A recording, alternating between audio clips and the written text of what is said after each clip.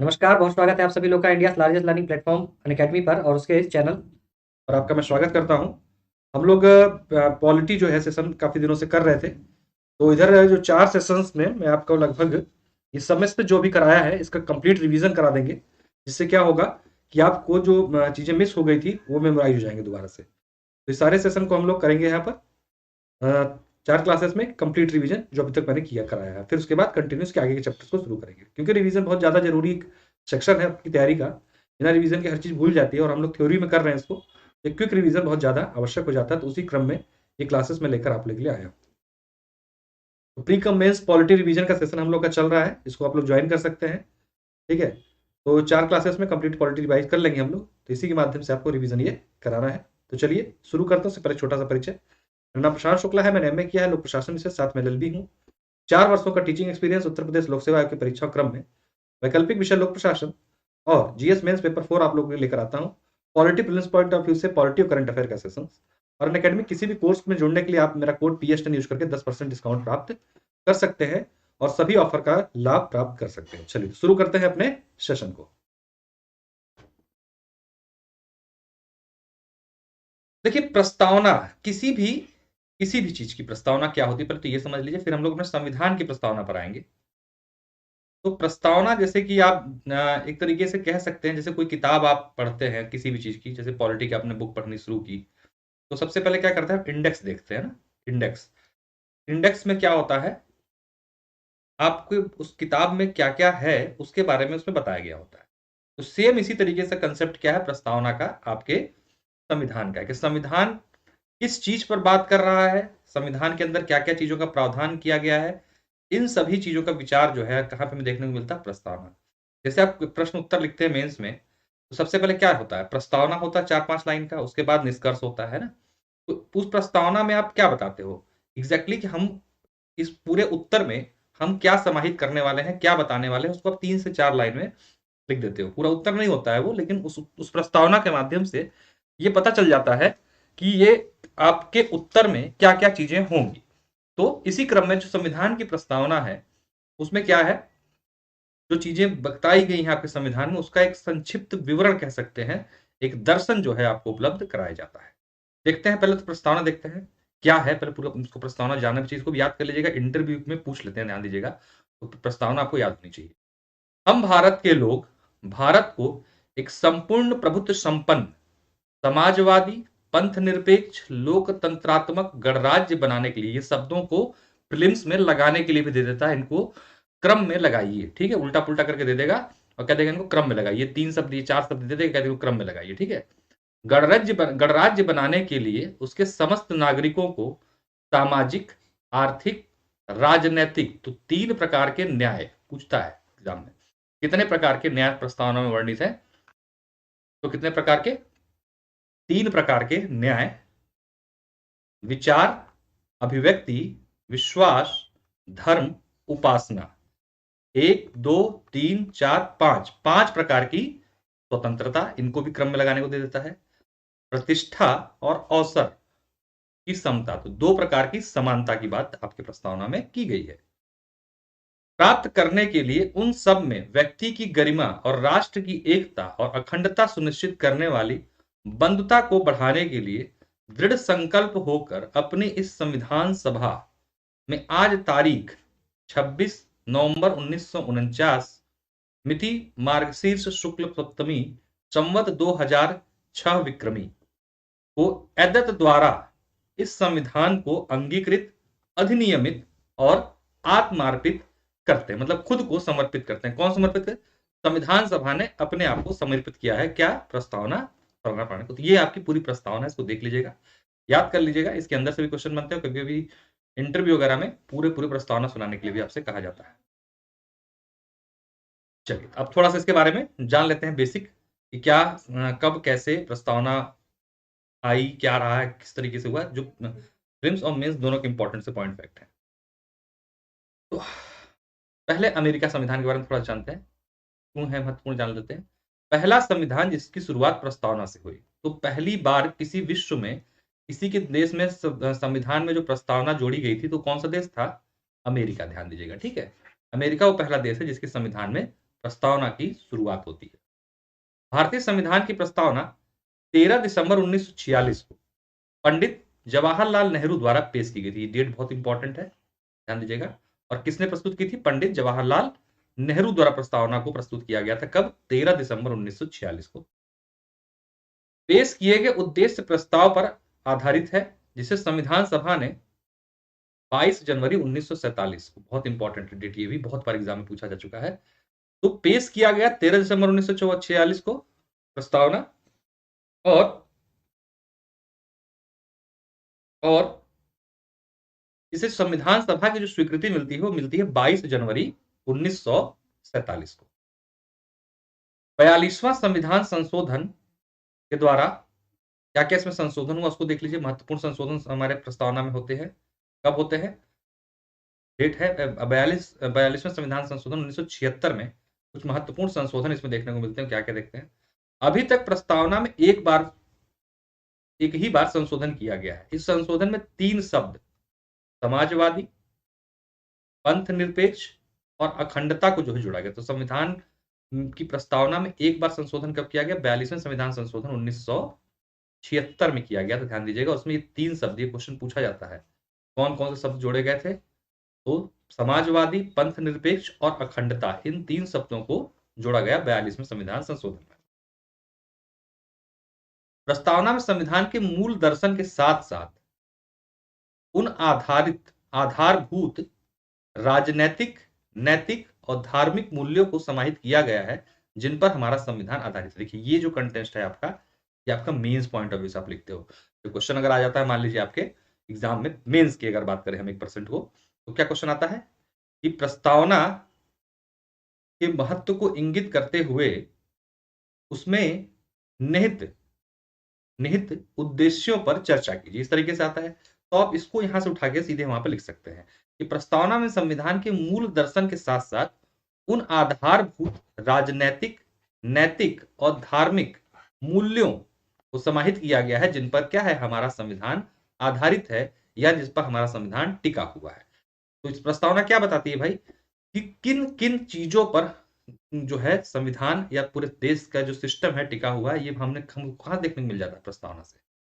प्रस्तावना संविधान सभा के प्रगतिशील दृष्टिकोण और संविधान निर्माताओं के सपनों और आकांक्षाओं को क्या करती है? प्रदर्शित करती है कि क्या उनकी सोच थी। जो हमारे प्रगतिशील जो संविधान सभा के सदस्य थे, उन्होंने किस आकांक्षा के साथ संविधान का निर्माण किया है। इन सभी चीजों को अगर आपको जानना होता है, क्वेश्चन इनडायरेक्टली पीसीएस में पूछे जाते हैं, आप लोगों को पता होगा। जो क्वेश्चंस आते हैं एग्जाम में किस प्रकार से आते हैं कि संविधान के दर्शन को अगर जानना हो, या संविधान की के जो क्या संविधान में क्या क्या हो गया, उस आकांक्षाओं को जानना हो, तो हमें संविधान के किस भाग को अध्ययन करना होगा। इस तरीके से 1-2 बार क्वेश्चन बना हुआ है। तो इसका उत्तर क्या होता है? प्रस्तावना यानी उद्देशिका। ठीक है। प्रस्तावना न तो विधायिका की शक्ति का स्रोत है, न ही विधायिका की शक्तियों को प्रतिबिंबित करती है। मतलब यहां से हमें सिर्फ संविधान के बारे में पता लगता है, विधायिका से इसका कोई लेना देना नहीं होता। विधायिका का मतलब क्या हो गया? जो हमारी संसद है, ठीक है, उससे इसका कोई लेना देना नहीं है। ये सिर्फ और सिर्फ संविधान के बारे में और संविधान के चीजों के बारे में ही यहाँ पर सिर्फ उल्लेख किया गया है। यह ना तो वाद्य योग्य है और न ही इसे न्यायालय द्वारा लागू किया जा सकता है। इसका क्या मतलब हुआ? वाद्य योग्य नहीं है, मतलब इसके अंदर जो चीजें लिखी हुई हैं, जो शब्द लिखे गए हैं अच्छे अच्छे, मान लीजिए बहुत सारे, उनको आप जाके चैलेंज नहीं कर सकते कोर्ट में कि भैया इसमें देखिए प्रस्तावना में ये लिखा है संविधान की कि हमें ये सब न्याय मिलेगा, हमें ये सब चीजें होंगी, और ये हो नहीं रही हैं। तो आप इसको जाके वहां, जैसे डीपीएसपी क्या है, डीपीएसपी को आप चैलेंज नहीं कर सकते, सेम इसी प्रकार से प्रस्तावना को भी आप न्यायालय में ले जाके चैलेंज नहीं कर सकते, ना तो इसे न्यायालय के माध्यम से लागू करवा सकते हैं। बहुत इंपॉर्टेंट है, ध्यान दीजिएगा, क्योंकि सभी लोग डीपीएसपी को ही सिर्फ सोचते हैं कि डीपी ही एसपी ऐसा पार्ट है संविधान में जिसको आप नहीं लागू करवा सकते। लेकिन ध्यान दीजिएगा, डीपीएसपी के साथ साथ प्रस्तावना भी संविधान का वो पार्ट है जिसे आप न्यायालय में लागू नहीं करवा सकते। प्रस्तावना संयुक्त राज्य अमेरिका की स्वतंत्रता की घोषणा सदृश है। ये किसने बोला है स्टेटमेंट प्रस्तावना के बारे में? मोहम्मद हिदायतुल्लाह। ध्यान दीजिएगा, स्टेटमेंट वाले क्वेश्चन देखिए 2 से 3 क्वेश्चन आप लोगों ने इस बार देखे होंगे, पॉलिटी में पूछे गए थे। स्टेटमेंट सीधे दे देता है ये कि प्रस्तावना संयुक्त राज्य अमेरिका की स्वतंत्रता की घोषणा के सदृश है या समान है, उक्त कथन किसका है? तो आंसर क्या होगा आपका? मोहम्मद हिदायतुल्लाह। संविधान के सभी हिस्सों को पारित करने के बाद प्रस्तावना को पारित किया गया था, यानी पूरा जब संविधान पारित हो गया था उसके बाद लास्ट में क्या हुआ था? प्रस्तावना पारित की गई थी ताकि यह संविधान के अनुरूप बन सके। भाई अगर हमें हमें हमें क्या करना है? हमें अपनी प्रस्तावना को कैसे रखना है? जैसा संविधान है हमारा ना, ठीक है? तो हम अगर पहले से पहले प्रस्तावना बना देते तो हमें प्रस्तावना के आधार पर संविधान को बनाना पड़ता। इसलिए हमने पूरा संविधान बनाया, उसको डिस्कशन हुआ, वो जब पारित हो गया, उसके बाद उसके अनुरूप ही क्या है, हमने प्रस्तावना को डिजाइन किया, जो भी उसमें बदलाव करने थे करके प्रस्तावना को पारित कर दिया गया। क्वेश्चन आता है एग्जाम में, ये प्रस्तावना कब पारित हुई? तो ध्यान दीजिएगा, सबसे अंत में पारित हुई थी। ठीक है,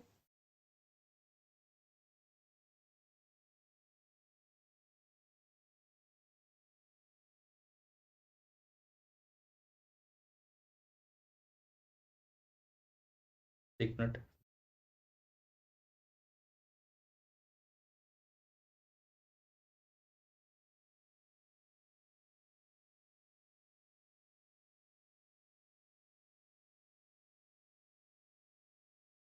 एक बार आप लोग भी शेयर कर दीजिए ताकि महत्वपूर्ण टॉपिक है सभी तक पहुंच जाए।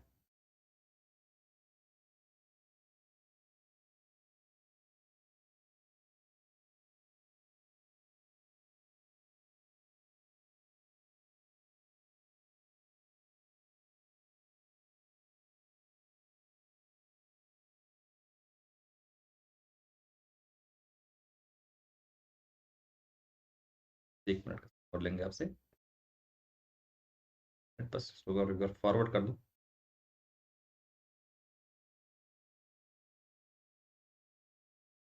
चलिए, तो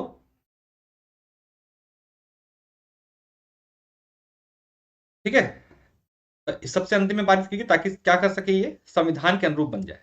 हम भारत के लोग से तात्पर्य है कि संविधान का निर्माण भारत के लोगों द्वारा और भारतीय लोगों के लिए किया गया है। ठीक है, यह लोकप्रिय संप्रभुता की अवधारणा पर जोर देती है। लोकप्रिय संप्रभुता क्या होती है? एक तरीके से लोकतांत्रिक व्यवस्था। गुड इवनिंग मोहम्मद जबीर, बहुत स्वागत। अब आइए घटक देखते हैं, हमारी उद्देशिका प्रस्तावना के क्या क्या घटक हैं, इसको देख लेते हैं एक बार। ठीक है, इंपॉर्टेंट है, प्रीलिम्स पॉइंट ऑफ व्यू से इंपॉर्टेंट है। तो संविधान की शक्ति का स्रोत, ठीक है, संविधान की शक्ति का स्रोत, इसकी शक्ति का स्रोत भारत के लोग हैं। क्या है संविधान के जो प्रस्तावना में घटक हमारा संविधान को शक्ति पावर कहां से मिल रही है? भारत के लोगों द्वारा, क्योंकि भारत के लोगों ने क्या किया? समर्पित किया है अपने आप को। भारतीय राज्य की प्रकृति संविधान का उद्देश्य क्या है, कैसी है? प्रभुत्व संपन्न, समाजवादी, पंथ निरपेक्ष, लोकतंत्रात्मक गणराज्य। ठीक है, रूस की क्रांति से ये प्रभावित शब्दावली हैं जिनका हम लोगों ने लिया है। स्वतंत्रता, समानता और बंधुत्व जो शब्द हमने प्रस्तावना में इस्तेमाल किया है वो फ्रांस की क्रांति से प्रभावित है। बहुत इंपॉर्टेंट पॉइंट है, कभी भी क्वेश्चन के रूप में पूछा जा सकता है, ध्यान दीजिएगा। प्रभुत्व संपन्न, समाजवादी, पंथ निरपेक्ष, लोकतंत्रात्मक गणराज्य, ये हमने कहां से प्रभावित है? ये शब्द हमारे पुस्तक उद्देशिका के रूस से। स्वतंत्रता, समानता, बंधुत्व जो ये है शब्द, ये हमने कहां से प्रभावित होकर लिया है? फ्रांस की क्रांति से। ठीक है,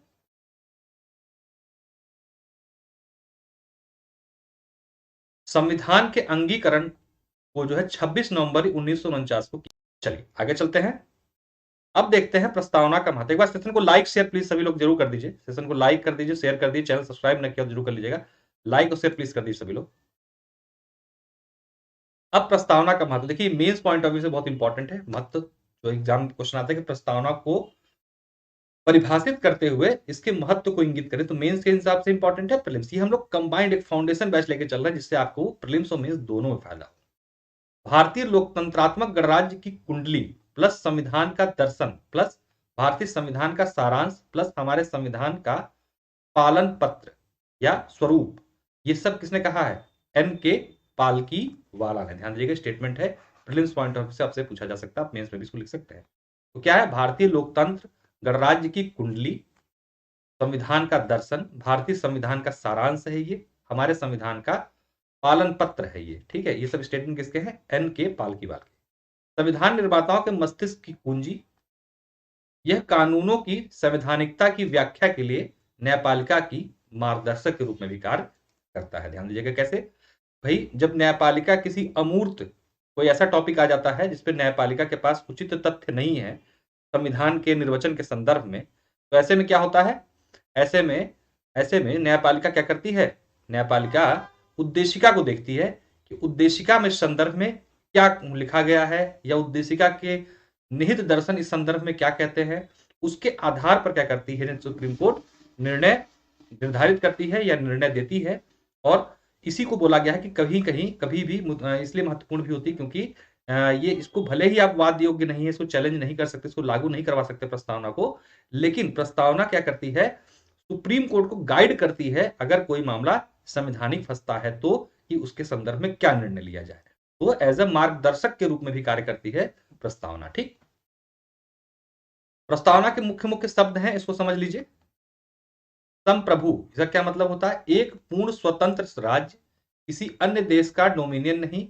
संप्रभु को एक साधारण भाषा में समझा देते हैं, पहले समझ लीजिए। देखिए संप्रभुता क्या होती है, संप्रभुता का अर्थ होता है कि आपके ऊपर किसी प्रकार का किसी बाह्य व्यक्ति, बाह्य देश, बाह्य किसी भी का नियंत्रण नहीं है। ये क्या हुई संप्रभुता। जब हम लोग देश गुलाम था तो आपको याद होगा कि जो है शुरू में क्या होता था कि डोमिनियन स्टेटस का दर्जा देने की बार बार बात चलती थी। ठीक है, कि डोमिनियन स्टेटस का दर्जा जो है दे दिया जाए। तो हमारे जो स्वतंत्रता संघर्ष के संग्रामी थे या उस समय जो लोग इसके लिए लड़ाई कर रहे थे वो लोग क्या कहते थे कि नहीं, हमें डोमिनियन स्टेटस का दर्जा नहीं, हमें पूर्ण स्वतंत्रता चाहिए। ठीक है, तो डोमिनियन का मतलब था कि इसका मतलब बहुत सारे पावर्स तो आपको मिल जाएंगे लेकिन आपके ऊपर नियंत्रण अभी भी ब्रिटेन का बना रहेगा। तो हम उस तरीके से कभी भी संप्रभु ना हो पाते। अभी जैसे हमारी स्थिति है 26 जनवरी 1950 के बाद क्या हुआ है, हम संप्रभु हो गए हैं। क्यों? क्योंकि एक तो हम लोकतंत्रात्मक भी हैं, साथ साथ हम अपने जो हमारा हेड होते हैं राज्य राष्ट्र के राष्ट्रपति, यानी जो हमारे देश के प्रमुख व्यक्ति हैं, पहले व्यक्ति जिन्हें राष्ट्रपति कहा जाता है, वो भी क्या होते हैं, चुने हुए हैं। इसलिए क्या है, हम गणतंत्र हैं और हमारे आंतरिक मामलों में किसी देश का किसी प्रकार का कोई हस्तक्षेप नहीं, इसलिए हम क्या हैं, संप्रभु हैं। ठीक है, अब इसमें समाजवादी शब्द भी इस्तेमाल, इसका क्या मतलब इसको देख लीजिए एक बार। समाजवादी 42वें संविधान संशोधन द्वारा जोड़ा गया था, आपको पता 1976 में। समाजवादी अवधारणा निदेशक तत्वों अनुच्छेद 36 से लेकर 51 में पहले से विद्यमान थी। ठीक है, क्या है निदेशक तत्व, आपको लोग पता है डीपीएसपी। डीपीएसपी क्या है, डीपीएसपी बेसिकली क्या है कि भारत सरकार अपने नागरिकों के लिए क्या क्या करेगी, भविष्य में क्या क्या करेगी जिससे उनका कल्याण होगा, इसकी सूची है पूरी आपकी डीपीएसपी। ठीक है, हालांकि समाजवादी अवधारणा अपने आप में, इस समाजवादी अवधारणा मतलब क्या होता है, पहले समाजवादी शब्द को समझ जाइए थोड़ा सा अगर कंफ्यूजन हो रहा हो तो। देखिए समाजवादी या समाजवाद शब्द का अर्थ है कि समाज के संसाधनों का समाज के हर व्यक्ति, हर वर्ग पर समान अधिकार। ठीक है, शब्द को समझिए। ठीक है, ये होता है समाजवाद। इसी का ठीक विपरीत क्या होता है, पूंजीवाद। पूंजीवाद मतलब क्या होता है, व्यक्तिगत एक एक व्यक्ति के पास अपनी अपनी पूंजी होती है। लेकिन समाजवादी अवधारणा होती है कि जो समाज के या किसी राष्ट्र के संसाधन हैं वो क्या हो, सभी व्यक्तियों के पास उस पर संपूर्ण नियंत्रण हो और सभी व्यक्ति उस संसाधनों का अपने हित में प्रयोग कर सके। ये वाली जो संकल्पना है वो समाजवाद की है। ठीक है, तो इसी संकल्पना पे हमारे डीपीएसपी आधारित है। आर्टिकल 36 से 51 के बीच में जो चीजें हैं उसमें क्या कहा गया है कि भाई समान न्याय, निशुल्क न्याय, ठीक है, 6 से 14 वर्ष बच्चों को फ्री शिक्षा, समान कार्य के लिए समान वेतन, समान नागरिक संहिता, ये सब क्या है, ये समानता की बातें कर रही है ना। जहां भी समानता की बात होगी वो क्या होगी, समाजवादी व्यवस्था होगी। ठीक है, लेकिन क्या किया गया, पहले से विद्यमान होने के बाद भी 42वें संविधान संशोधन के द्वारा स्पष्ट, क्योंकि यहां पर अनुच्छेद के माध्यम से तो इस चीज का वर्णन था लेकिन कहीं पर भी स्पष्ट उल्लेख जो है समाजवाद का या समाजवादी व्यवस्था का नहीं था। इसका स्पष्ट उल्लेख किया गया किसके माध्यम से, 42वें संविधान संशोधन के द्वारा। ठीक है, भारतीय समाजवाद जो है मार्क्सवादी, गांधीवादी और अन्य नामों से भी जाना जाता है। इसका झुकाव जो है मार्क्सवाद की तरफ भी है, गांधीवाद की तरफ भी है, और गांधीवाद की ओर झुकाव जो है अधिक दिखता है हमारे समाजवाद का। समाजवादी बेसिकली जो समाजवाद था वो कार्ल मार्क्स की संकल्पना है। ठीक है, लेकिन गांधी जी की जो संकल्पना है वो थोड़ी दूसरे तरीके की समाजवाद की, तो उधर ही हमारा समाजवाद झुका हुआ है। लोकतांत्रिक समाजवाद है हमारा, ठीक है। जो कार्ल मार्क्स का समाजवाद था वो लोकतांत्रिक नहीं था। मतलब लोकतांत्रिक का क्या मतलब कि सबको अवसर तो वहां पे देने की बात करते हैं कि समाज के संसाधनों पे सभी का हक हो, ऐसा मार्क्स कहते हैं, कार्ल मार्क्स। लेकिन वो कहते हैं किसी भी प्रकार से क्या कहते हैं इसको आप प्राप्त करें, जो कार्ल मार्क्स का कहना है। लेकिन गांधी जी कहते हैं कि एक सुव्यवस्थित प्रक्रिया, लोकतांत्रिक प्रक्रिया के माध्यम से क्या हो, समाज के संसाधनों पर सभी का अधिकार हो। ठीक है, तो हमारा जो है गांधी जी की तरफ ज्यादा झुकाव है। मिश्रित आर्थिक मॉडल को हमने अपनाया है, जिसमें निजी और सार्वजनिक क्षेत्र क्या है, सह अस्तित्व में रहकर कार्य करते हैं। अब तो इकोनॉमिक, आप क्वेश्चन में प्रीलिम्स में कई बार पूछा जाता है कि किस प्रकार की इकोनॉमी भारत में अपनाई गई है, तो मिश्रित इकोनॉमी जो है, मिक्स्ड इकोनॉमी मॉडल हमने अपनाया हुआ है। 42वें संविधान संशोधन जो जोड़ा गया था, क्या जो है उसमें एक चीज और थी, आधारभूत ढांचे का ही भाग मानी गई आपकी उद्देशिका। सर्वोच्च न्यायालय ने 1974 में धर्म निरपेक्ष राज्य का उल्लेख जो है किया है अनुच्छेद 25 से 28 तक। ठीक है, आगे चलते हैं हम लोग। पंथ निरपेक्षता शब्द का क्या मतलब, इसको देख लेते हैं। हम लोगों ने समाजवाद देख लिया। भारत का सकारात्मक पंथ निरपेक्ष का क्या मतलब, पंथ निरपेक्ष का कि भारत का कोई धर्म नहीं होगा, भारत का कोई धर्म नहीं होगा, और लेकिन हमारे यहां पे सभी धर्मों को स्वतंत्रता रहेगी मानने की, कोई व्यक्ति किसी भी धर्म को मान सकता है। ठीक है, राज्य का समान समर्थन होगा। लोकतांत्रिक लोकप्रिय संप्रभुत्व का सिद्धांत सर्वोच्च शक्ति जनता के हाथों में सम्मिलित है, इसमें राजनीतिक, सामाजिक, आर्थिक लोकतंत्र। ठीक है, थोड़ा सा टाइपिंग है। हाँ, इसको देखिए, आइए यहां पर चलते हैं हम लोग। लोकतंत्रात्मक प्रत्यक्ष लोकतंत्र के साधन। ठीक है, लोकतांत्रिक प्रत्यक्ष लोकतंत्र के साधन किस किस तरीके से हम जो है प्रत्यक्ष लोकतंत्र होता है। देखिए, लोकतंत्र दो प्रकार का होता है। ठीक है, एक होता है प्रत्यक्ष और एक होता है अप्रत्यक्ष लोकतंत्र। ठीक, एक होता है प्रत्यक्ष लोकतंत्र, एक अप्रत्यक्ष। इसको समझिए क्या होता है। जो प्रत्यक्ष लोकतंत्र होता है उसमें जनता क्या करती है, खुद ही शासन करती है, खुद जनता शासन करती है। ऐसे लोकतंत्र को प्रत्यक्ष लोकतंत्र बोलते हैं। और जिसमें जनता अपने प्रतिनिधि को चुनती है और प्रतिनिधि जनता के लिए क्या कहते हैं, नियम कानून बनाते हैं, उसे क्या कहते हैं, अप्रत्यक्ष लोकतंत्र। जैसे भारत में क्या है, भारत में अप्रत्यक्ष लोकतंत्र है। हमने अपने लिए सांसद विधायक चुने हुए हैं, वो सदन में जाके क्या करते हैं, हमारे लिए नियम कानून बनाते हैं, और वो उसके माध्यम से संचालित होते हैं देश की पूरी व्यवस्था। लेकिन सिंगापुर जैसा देश जहां, और ये प्रत्यक्ष लोकतंत्र हो भी कहां सकता है, जहां पर जनसंख्या कम हो। भारत जैसे विशाल जनसंख्या में प्रत्यक्ष लोकतंत्र संभव नहीं है। तो सिंगापुर जैसे देश जहां पे कम जनसंख्या है, वहां पर प्रत्यक्ष लोकतंत्र का आपको उदाहरण देखने को मिलता है। जनमत संग्रह, जनमत संग्रह एक प्रत्यक्ष मतदान है, जिसके माध्यम से किसी प्रस्ताव पर लोगों को सीधे मतदान के लिए कहा जाता है। ठीक है, जनमत संग्रह मतलब कि जनमत की क्या आकांक्षा है, क्या मतलब है, वो क्या चाहते हैं किसी मुद्दे पर, इस पूरे मैटर को क्या बोला था, जनमत संग्रह। पहल वह प्रक्रिया जिसके तहत लोग विधायिका के समक्ष किसी कानून के निर्माण का प्रस्ताव रखते हैं। ठीक है, ये कुछ व्यवस्थाएं हैं, ध्यान दीजिएगा, जो लोकतांत्रिक व्यवस्था में देखने को मिलती है। जनमत संग्रह, पहल। जनमत संग्रह समझ गए। जैसे मान लीजिए कि कोई नया बिल लाना है, जैसे ये हुआ था, कोई भी मान लीजिए कोई मुद्दा होना है कि जैसे कृषि कानून वाला ही समझ लीजिए, हालांकि इसमें नहीं किया गया, लेकिन कोई भी ऐसा बड़ा डिसीजन सरकार को लेना है, तो सरकार क्या कर सकती है, जनमत संग्रह करा सकती है पर्टिकुलर मैटर पर। ठीक है, कि भाई इसमें लोगों का क्या सोचना है, लोग क्या कहना चाहते हैं इस बिंदु पर, तो उस मुद्दे पर, किसी मुद्दे पर जनमत संग्रह कराने के लिए सरकार प्रस्ताव निकाल सकती है, और उस पर अलग अलग माध्यमों से जनमत संग्रह करा सकती है। ठीक है, चाहे मिस कॉल के माध्यम से, चाहे पोस्ट कार्ड के माध्यम से, आधुनिक समय तो मेल कराई जाती है, बहुत सारी चीजें हैं। पहल क्या होता है, पहल वह प्रक्रिया है जिसके तहत लोग विधायिका के समक्ष किसी कानून के निर्माण का प्रस्ताव रखते हैं। मान लीजिए कि ये जो है, इस सब प्रत्यक्ष लोकतंत्र में होता है, यहाँ नहीं होता है। ठीक है, डायरेक्ट जनता बोलती है कि आपको जो है इस प्रकार का कानून जो है हमारे लिए बनाना चाहिए। वापस लाना, वापस लाना, वापस बुलाना। ठीक है, या वापस लाना, मतदाताओं द्वारा किसी प्रतिनिधि या अधिकारी को उसके कार्यकाल पूरा होने से पहले हटाने की प्रक्रिया को वापस बुलाना, रिकॉल सिस्टम कहते हैं इंग्लिश में इसको। तो ये हमें हमारे देश में नहीं देखने को मिलता। ये कहां बेसिकली होता है, ये प्रत्यक्ष लोकतंत्र में ये भी हमें देखने को मिलता है। लोक राय, पब्लिक ओपिनियन, किसी लोक हित के मुद्दे पर देश के नागरिकों को लोक हित के मुद्दे मुद्दे मुद्दे पर देश के नागरिकों को राय जानने के लिए इस्तेमाल किया जाता है। देखिए, हमने जैसा आपको बताया था कि लोकतंत्र दो प्रकार के होते हैं। तो पहला है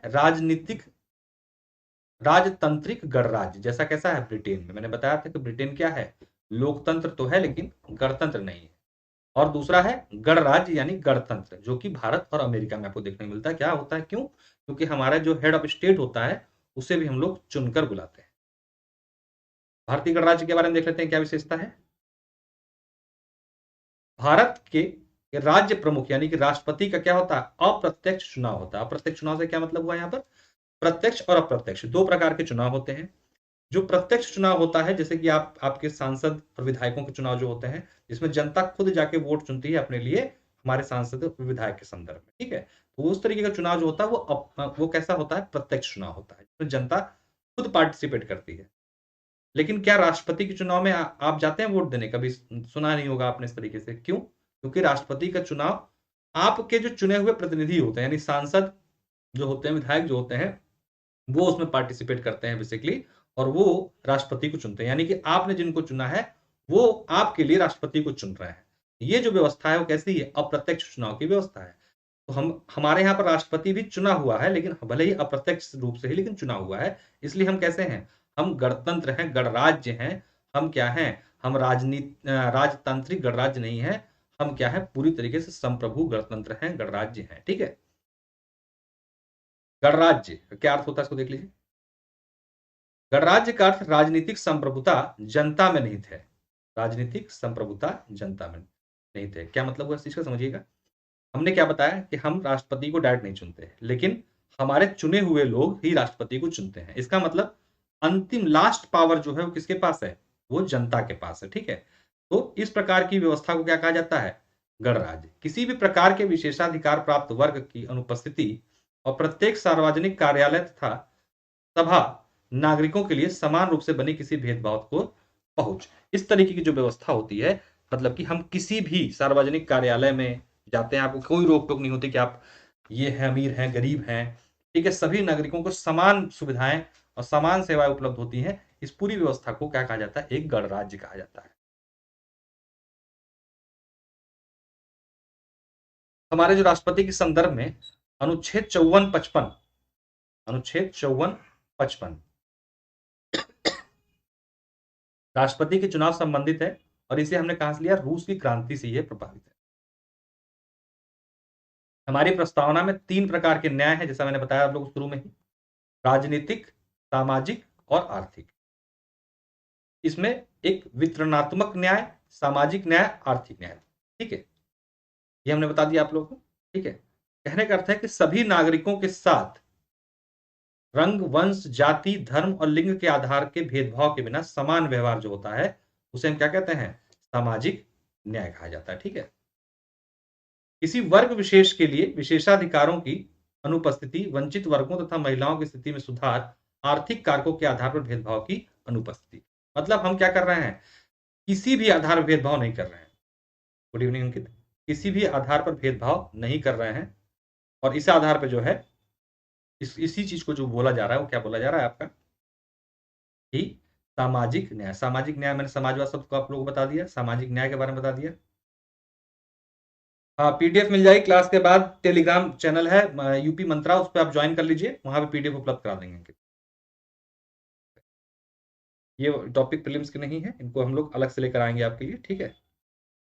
ये जो है ये उद्देशिका से अलग का टॉपिक है, इसको मैं अलग से जो महत्वपूर्ण आर्टिकल जब कराऊंगा आप लोग को, तो यहाँ पर इसको शामिल करेंगे, इसको महत्वपूर्ण इंपॉर्टेंट आर्टिकल में अलग से इन टॉपिक्स को। एक पॉइंट देख लीजिए बस आप लोग, तो मुझे बताना था आपको, हाँ ये वाला, प्रस्तावना में संशोधन। इस पॉइंट को देख लीजिए, ये इंपॉर्टेंट है। प्रस्तावना में संशोधन किया जा सकता है या नहीं, इसका निर्णय पहली बार केशवानंद भारती केस 1973 में हुआ था। कब हुआ, 1973 में। बहुत बार आया हुआ क्वेश्चन है। सर्वोच्च न्यायालय ने बेरूबारी संघ केस 1960 में दिए गए अपने निर्णय को परिवर्तित करते हुए प्रस्तावना को संविधान का अभिन्न हिस्सा माना, ठीक है। बेरूबारी में क्या कहा था, मना कर दिया था कि नहीं, संविधान का हिस्सा नहीं है, इसलिए इसमें संशोधन नहीं हो सकता, इस तरीके से हमने बोल दिया। कहा कि अनुच्छेद 368 के तहत संशोधन किया जा सकता है और साथ ही न्यायालय ने यह भी कहा कि ऐसे संशोधन में संविधान के मूल ढांचे में संशोधन नहीं किया जा सकता। बेरुवारी मना कर दिया था, ठीक है। फिर क्या किया, 1973 में केशवानंद भारती ने कहा कि नहीं, ये संविधान का प्रस्तावना अभिन्न अंग है और इसमें आर्टिकल 368 के तहत संशोधन किया जा सकता है, लेकिन एक चीज लगा दी उसमें कि मूल ढांचे को बिना छेड़े हुए, मूल ढांचे में कोई परिवर्तन नहीं होगा। तो मूल ढांचा क्या है, इसके लिए खैर एक चैप्टर भी अलग से लेके आऊंगा, लेकिन मूल ढांचे के लिए बेसिकली आप समझिए कि जिस पर हमारा संविधान पूरी तरीके से टिका है, हमारे देश के वो पिलर, वो स्तंभ जो कहीं से भी अगर प्रभावित होते हैं, क्षति पहुंचती है, तो पूरा सिस्टम बिगड़ जाएगा।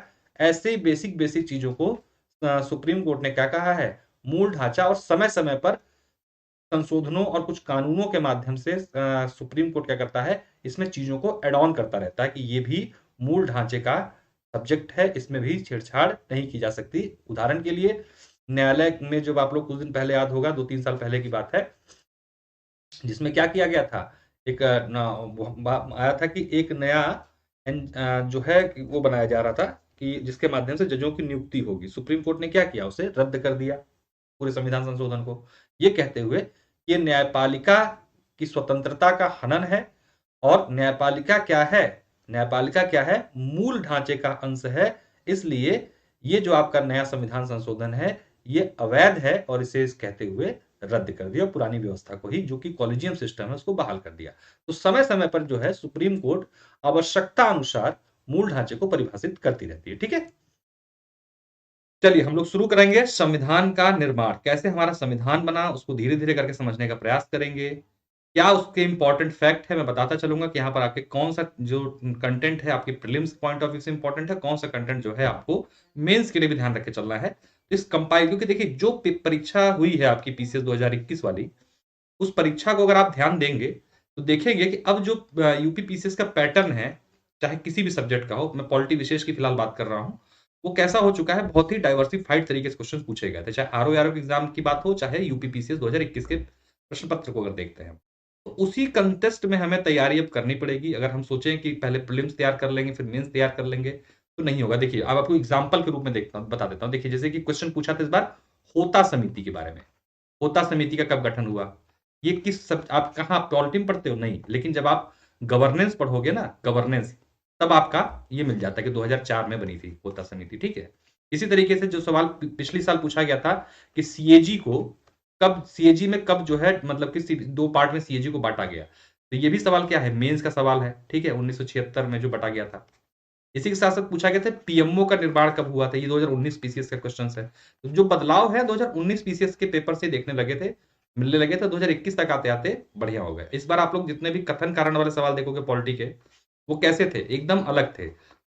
हमेशा उसके अधिकतर आंसर डी था, यानी कि अगर आपको फैक्ट पूरी तरीके से नहीं पता होगा तो आपका उत्तर गलत होने की संभावना पूरी बनी रहेगी।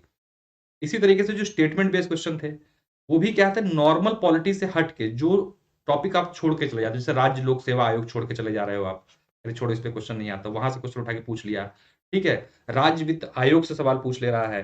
तो इस तरीके के टॉपिक्स जो हम लोग बेसिकली छोड़ के चलते हैं, उन टॉपिक्स में से यहाँ पे सवाल पूछे जा रहे हैं, तो ऐसे में क्या होता है कि हमारा नुकसान हो जाता है। उस नुकसान से बचने के लिए मैंने पूरा सेशन जो है यहाँ पर ऑर्गेनाइज किया है आप लोगों के लिए, और इस पूरे सेशन में जो आप पॉलिटी करा दूंगा आपको मैं, ये और इसके बाद जो पॉलिटी, तो इसके बाद आप, मेरा मानना है और मैं इसका दावा भी करता हूं कि आपके 100% सवाल जो है पॉलिटी के सही होंगे। और देखिएगा पीसीएस में 20 से 22 सवाल पॉलिटी के जरूर आते हैं फिल्म्स में, और यही 18 से 20 सवाल आपके 18 सवाल कम से कम आरओ की परीक्षा पूछे जाते हैं। मेंस की अगर बात कर ले तो पॉलिटी का जो पेपर 2, पीसीएस का जो मेंस का पेपर 2 है आपका जीएस का, वो पूरे क्या है, पॉलिटी ही है पूरी तरीके से, ठीक है। तो एक आपको वहां लाभ मिलता है इसका। इसके साथ साथ आप जब निबंध लिखते हैं तो निबंध का खंड ए जो है आपका, उसमें एक राजनीतिक संदर्भ में एक निबंध जरूर पूछा जाता है। तो यहाँ पर आपको इतने डाइवर्सिफाइड तरीके से हम लोग तैयार कराएंगे कि आप जो है एक ही जगह पढ़कर इन सभी चीजों को कवर अप कर सको। तो पूरा सेशन इसी पर आधारित होगा। चलिए तो शुरुआत करते हैं। सबसे पहले हम लोग देखेंगे संविधान का निर्माण।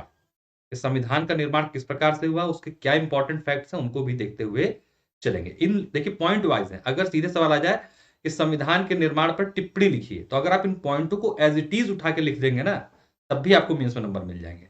ये उत्तर प्रदेश लोक सेवा आयोग है, यहाँ पर यूपीएससी से अलग कंटेंट में हमें लिखना पढ़ना पड़ता है। उसके पीछे कारण है, क्यों? क्योंकि यहाँ पर जितना फैक्ट का इस्तेमाल करेंगे मेंस में भी आप, उतना ही आपको लाभ मिलता चला जाता है, अगर हम बात करें यूपीपीसीएस की। तो इसी क्रम में आरओ में भी सबसे पहले देखेंगे जो संविधान सभा ने सबसे पहले, जो संविधान सभा का जो विचार आया था ना कि संविधान सभा होनी चाहिए, संविधान का निर्माण कैसे हुआ, किसने किया? आपको पता है? नहीं पता तो बता देता हूं। एक हमारे उसके बारे में भी आगे डिटेल बात करेंगे। संविधान सभा का निर्माण किया गया पहले, उस संविधान सभा ने क्या किया? संविधान का निर्माण किया। ठीक है, सबसे पहले संविधान सभा बनी। संविधान सभा कैसे बनी उस पर भी चर्चा करेंगे, लेकिन आपको पहले मोटा मोटी जानकारी होनी चाहिए कि संविधान सभा का पहले निर्माण किया गया। उस संविधान सभा के जो सदस्य थे उन लोगों ने मिलजुल कर क्या किया? एक बेहतरीन संविधान का निर्माण किया जो हमारे भारत का गौरव है।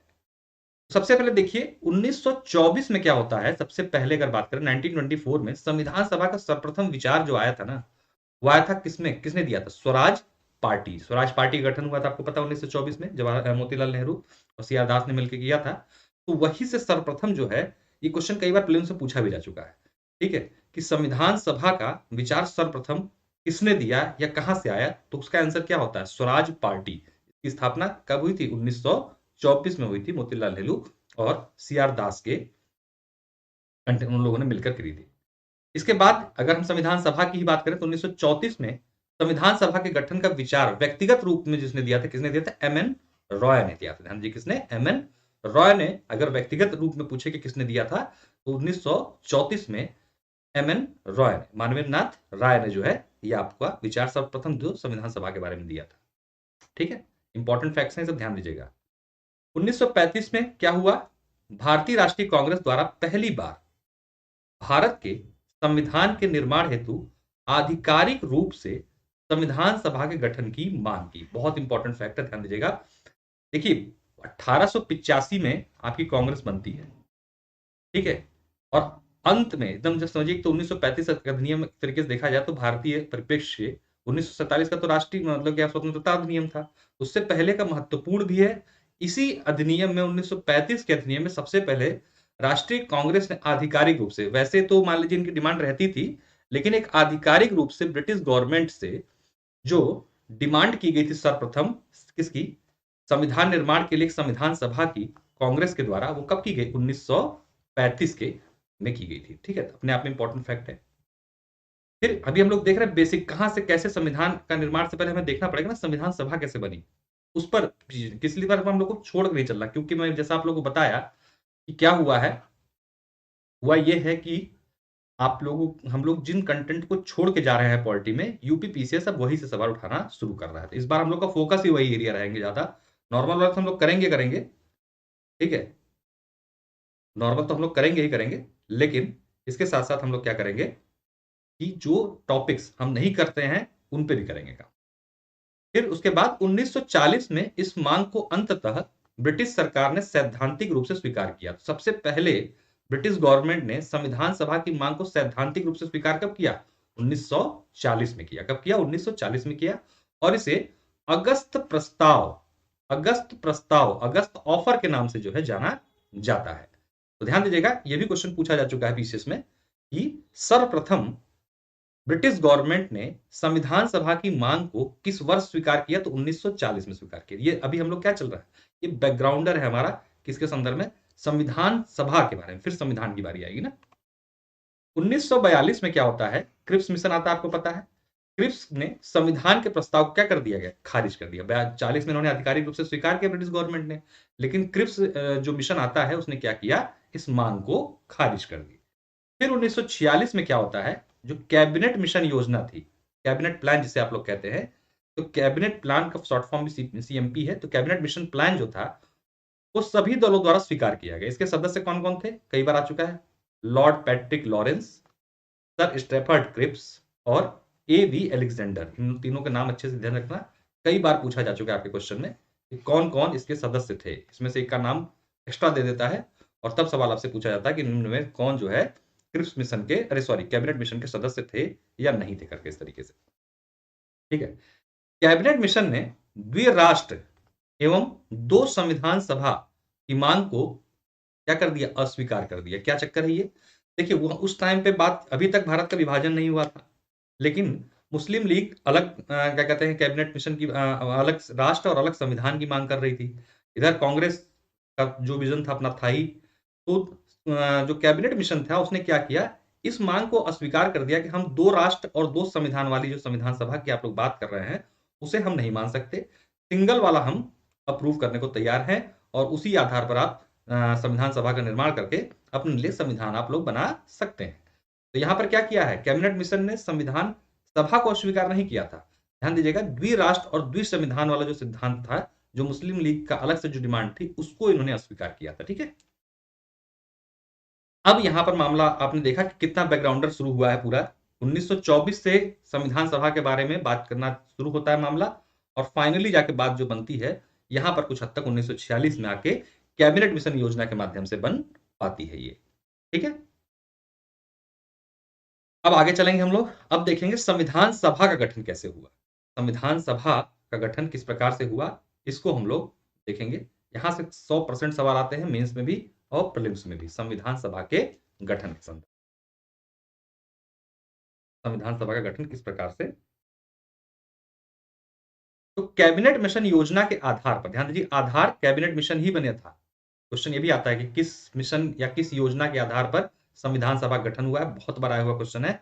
लोग कंफ्यूजन करते हैं कि वहां पर लिखा है कि उसने जो, ये आप लोग इसमें कंफ्यूज हो जाते हो कि दो संविधान सभा वाली बात को इन्होंने अस्वीकार किया था। ठीक है, दो एक सिंगल वाले के लिए नहीं, सिंगल के लिए हामी भरी थी, और इसी आधार पर क्या हुआ था, हमारी संविधान सभा का निर्माण भी हुआ था। तो क्वेश्चन आता है कि किसकी अनुशंसा पर संविधान सभा गठन हुआ, तो किसकी अनुशंसा पर हुआ, आपके कैबिनेट मिशन योजना। प्रीति सुमन गुड इवनिंग, बहुत स्वागत है आपका। तो कैबिनेट मिशन योजना के आधार पर नवंबर 1946 में संविधान सभा का क्या होता है, गठन होता है। किस कब होता है, 1946 नवंबर में संविधान सभा का गठन किया जाता है। सीटों का जो बंटवारा था वो किस पे था, जनसंख्या के आधार पर था, यानी कि 10 लाख पर एक सदस्य, 10 लाख पर एक सदस्य जो है चुना गया था, किसके लिए, संविधान सभा के लिए। तो सीटों के बंटवारे के लिए आधार क्या बनाया गया था, जनसंख्या। ठीक है, क्वेश्चन अपने आप में आता है कि सीटों का जो संविधान सभा में सीटें कैसे कैसे किस राज्य से कितनी होंगी, वो किस आधार पे आई थी, तो जनसंख्या के आधार पे आई थी, और जनसंख्या कितनी थी, 10 लाख पर एक सदस्य जो है संविधान सभा में जाता था। ठीक है, ब्रिटिश प्रांतों से संविधान सभा के सदस्यों का चुनाव आनुपातिक प्रतिनिधित्व प्रणाली और एकल संक्रमणीय मत पद्धति के आधार पर हुआ था। ये शब्द बहुत इंपॉर्टेंट है, बड़ा कंफ्यूजन होता है, इसको मैं चुनाव वाले चैप्टर में बहुत अच्छे से आप लोगों को समझाऊंगा। आप लोग जो इसको समझ लेना तो कभी इसमें गलती नहीं करोगे। जब हम लोग चुनाव आयोग पढ़ेंगे तब उसको हम बहुत अच्छे से इसको डिटेल कराएंगे। ठीक है, तो किस तरीके से हुआ था, ब्रिटिश प्रांतों से जो संविधान सभा के सदस्य थे, आनुपातिक प्रतिनिधित्व प्रणाली और एकल संक्रमणीय मत पद्धति के आधार पर, और आधार क्या था, जनसंख्या। क्या था आधार, जनसंख्या। कितनी, 10 लाख पर एक सदस्य। ठीक है, इतनी बातों को ध्यान रखिएगा। संविधान सभा का गठन जो था अंशतः यानी कि थोड़ा सा निर्वाचित पद्धति से हुआ था, और कुछ इसके सदस्य कैसे थे, नामित। नामित मतलब नॉमिनेटेड। ठीक है, तो कुछ इलेक्शन, कुछ पार्ट जो आया था सदस्यों का वो बाई इलेक्शन के माध्यम से आया था, निर्वाचन पद्धति से, और कुछ कैसे आए थे, नामित। जो निर्वाचित थे वो मेनली कहाँ के थे, ब्रिटिश प्रांतों के, मतलब ब्रिटिश भारत था। हाँ एकदम रेगुलर रहेगी, आज से पहली क्लास से प्रीति सुमन, एकदम पॉलिटी को धुआंधार करा देंगे आपके। किसी भी परीक्षा में आप बैठते हो, पीसीएस के लिए फोकस बैच है ये, आरओ पीसीएस के जो अगर आप तैयारी कर रहे हो तो आपको कहीं से भटकने की आवश्यकता नहीं पड़ेगी। एकदम थ्योरेटिकल वे में पॉलिटी को एकदम डिटेल्ड यहाँ पे करा देंगे, आपके एग्जाम में 100% सवाल पॉलिटी के सही होंगे। ठीक है, एक बार बस गुजारिश आप लोगों से है कि सेशन को लाइक और शेयर प्लीज जरूर कर दीजिए, सभी लोग शेयर जरूर कर दीजिए सेशन को एक बार। तो संविधान सभा का जो गठन कैसा हुआ, अंशतः निर्वाचित और अंशतः नामित हुआ था। और क्वेश्चन पूछा जा सकता है तो निर्वाचित सदस्य कहां से थे, ब्रिटिश प्रांतों से थे, ध्यान दीजिएगा। और नामित सदस्य कहां से थे, रियासतों से थे। कहां से, रियासतों से। पॉलिटी की या कुछ टाइम तक चलेगी या नहीं नहीं, पॉलिटी की कंप्लीट कराऊंगा, पॉलिटी पूरी कंप्लीट पॉलिटी कराऊंगा इसी पैटर्न पे। ठीक है, एमसीक्यू वाले को भी लेके आऊंगा बाद में प्रैक्टिस के रूप में, लेकिन थ्योरेटिकल रूप में कराऊंगा पूरी पॉलिटी यहाँ पे। ठीक है सुमन, तो जो नामित सदस्य यानी नॉमिनेटेड सदस्य कहां से थे, रियासतों के द्वारा। कहां से आए थे, रियासतों से आए थे। वेलकम, बहुत वेलकम। लाइक शेयर प्लीज सभी लोग जरूर कर दें एक बार सेशन को।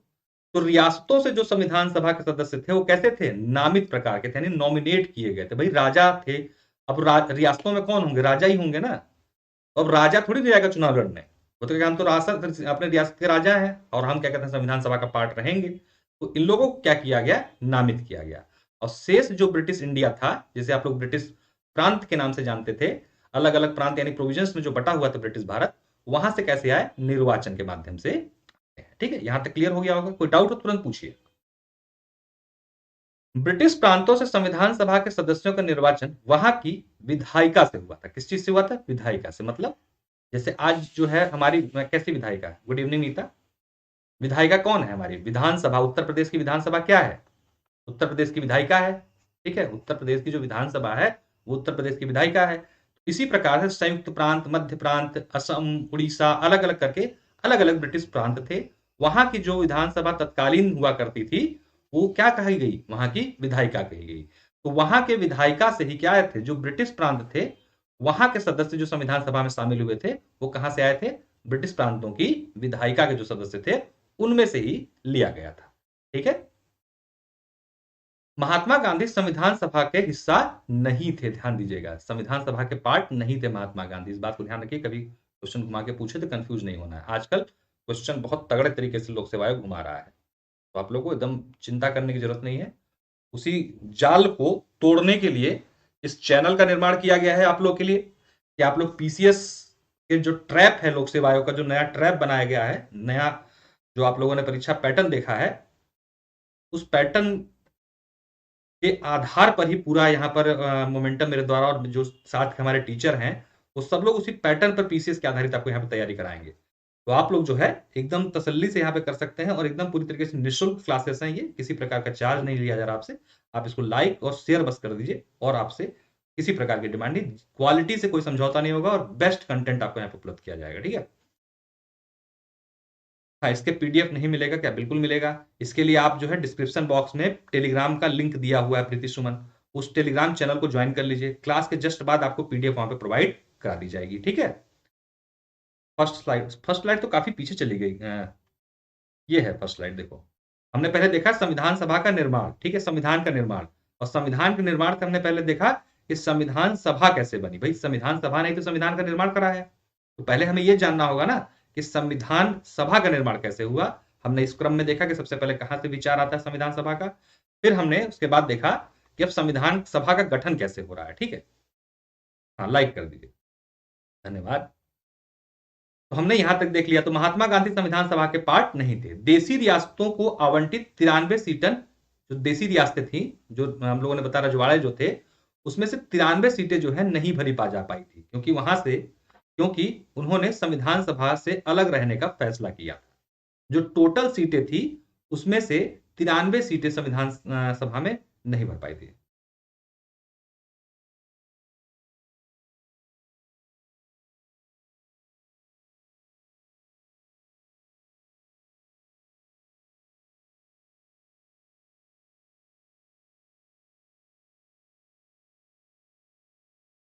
एक मिनट, कुछ टेक्निकल एरर आ रहा है, एक बार देख लें जरा।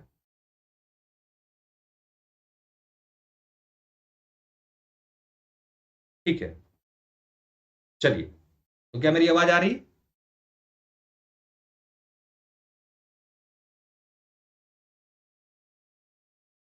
क्या मेरी आवाज आ रही है आप लोग को, एक बार थोड़ा बता दीजिए।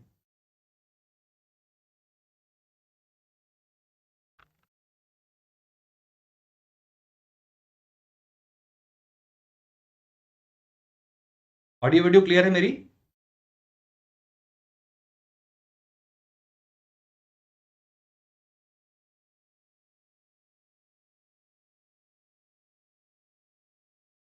ओके, ठीक है, धन्यवाद।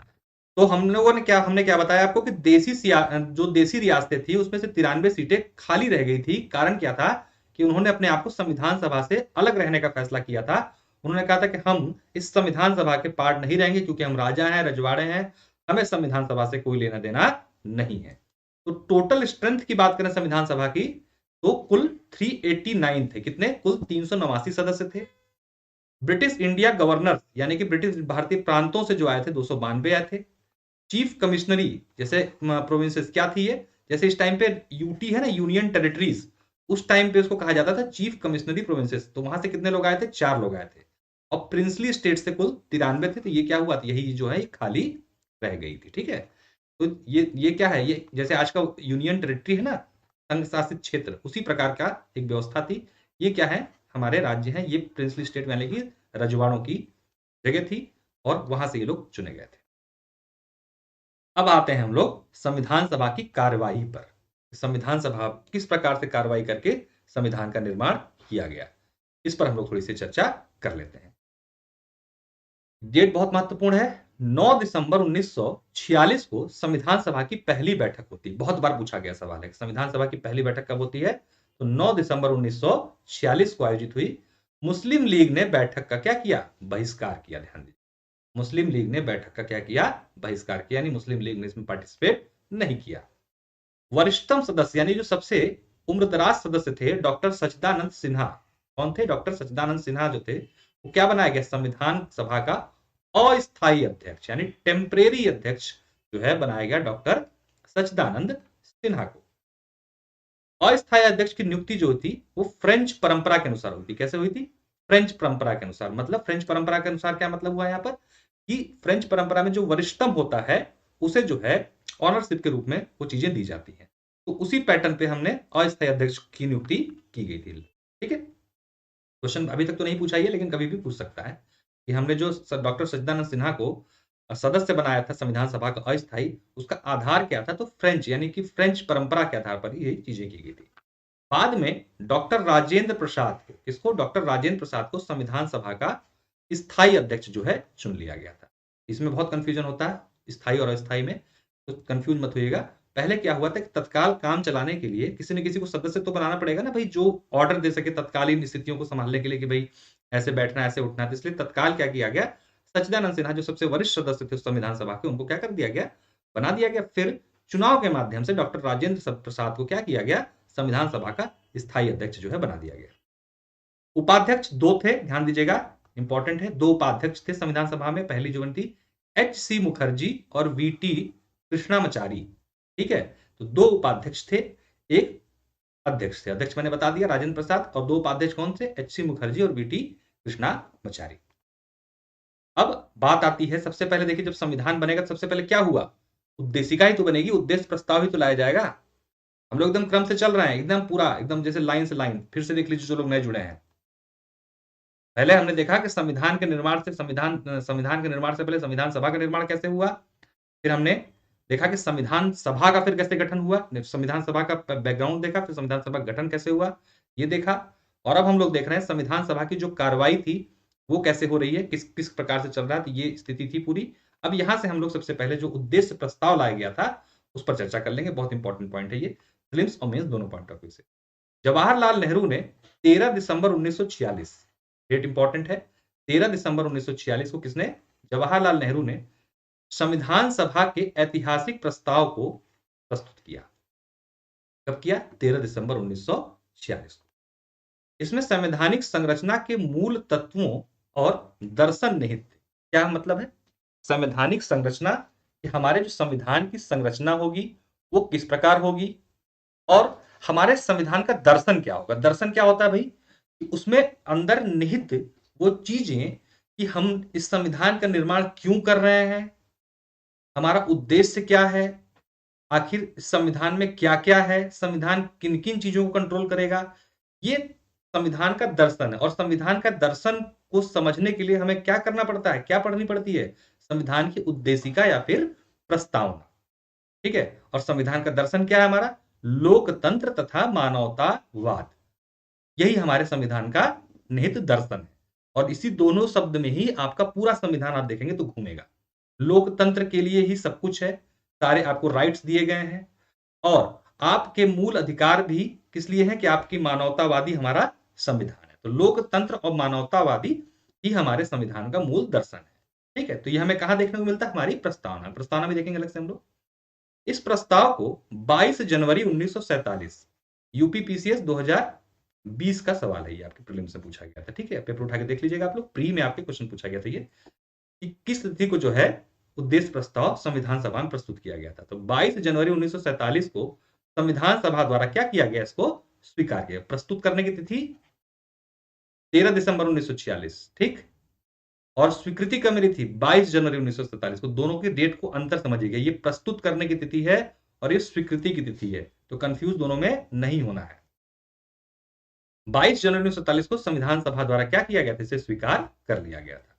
वर्तमान में भारतीय संविधान के उद्देश्य का प्रियम्बल इसी उद्देश्य प्रस्ताव का संशोधित रूप है, ठीक है। जो प्रस्ताव ये पेश किया गया था, इसी में थोड़ा बहुत बदलकर इसे एज अ उद्देशिका के रूप में हम लोग आज अपने संविधान में इसको शामिल किए हुए हैं, ठीक है। आगे चलते हैं। अब आता है मेन कंटेंट। क्या है मेन कंटेंट हमारा? भारतीय स्वतंत्रता अधिनियम 1947 के अनुसार क्या क्या परिवर्तन जो है हमारे आए हैं, ठीक है। देखते हैं। चलिए, 1947 तो पता है इसके माध्यम से क्या हुआ है, स्वतंत्रता हमें प्राप्त हुई इस अधिनियम के माध्यम से। तो देशी रियासतों और बचे हुए मुस्लिम लीग के सदस्य धीरे धीरे संविधान सभा से क्या हुए थे, अब जुड़ने लगे थे। सबसे पहली महत्वपूर्ण घटना ये, जो देशी रियासतें पूरी तरीके से अलग थी, अब इनके सदस्यों ने भी क्या किया, संविधान सभा से जुड़ने लगे। और मुस्लिम लीग कौन वाले, जो इंडियन डोमिनियंस थे, ठीक है। दो तरीके के मुस्लिम, एक लोग तो पूरी तरीके से बहिष्कार कर दिया था, कुछ लोग जो इसमें शामिल लगे थे, ठीक है। 3 जून 1947 को, इंपॉर्टेंट डेट है, 3 जून 1947 को माउंट बेटन योजना, माउंट बेटन योजना, इसे 3 जून योजना भी बोलते हैं, 3 जून योजना भी बोली जाती है, इसको ध्यान दीजिएगा। और इसे माउंट बेटन योजना के नाम से जाना जाता है। 3 जून 1947 को माउंट बेटन प्लान को क्या मिलती है, स्वीकृति मिलती है। यह योजना जो है भारत के विभाजन हेतु उत्तरदायी है। मतलब क्वेश्चन बन चुका है कई बार इस पे कि किस योजना के तहत जो है भारत का विभाजन होता है, तो ध्यान दीजिएगा माउंट बेटन योजना। इसमें बहुत सारे लोग कंफ्यूज हो जाते हैं, कैबिनेट मिशन उत्तर ला के चले जाते हैं। कैबिनेट मिशन नहीं होगा, माउंट बेटन प्लान के आधार पर भारत का विभाजन हुआ था,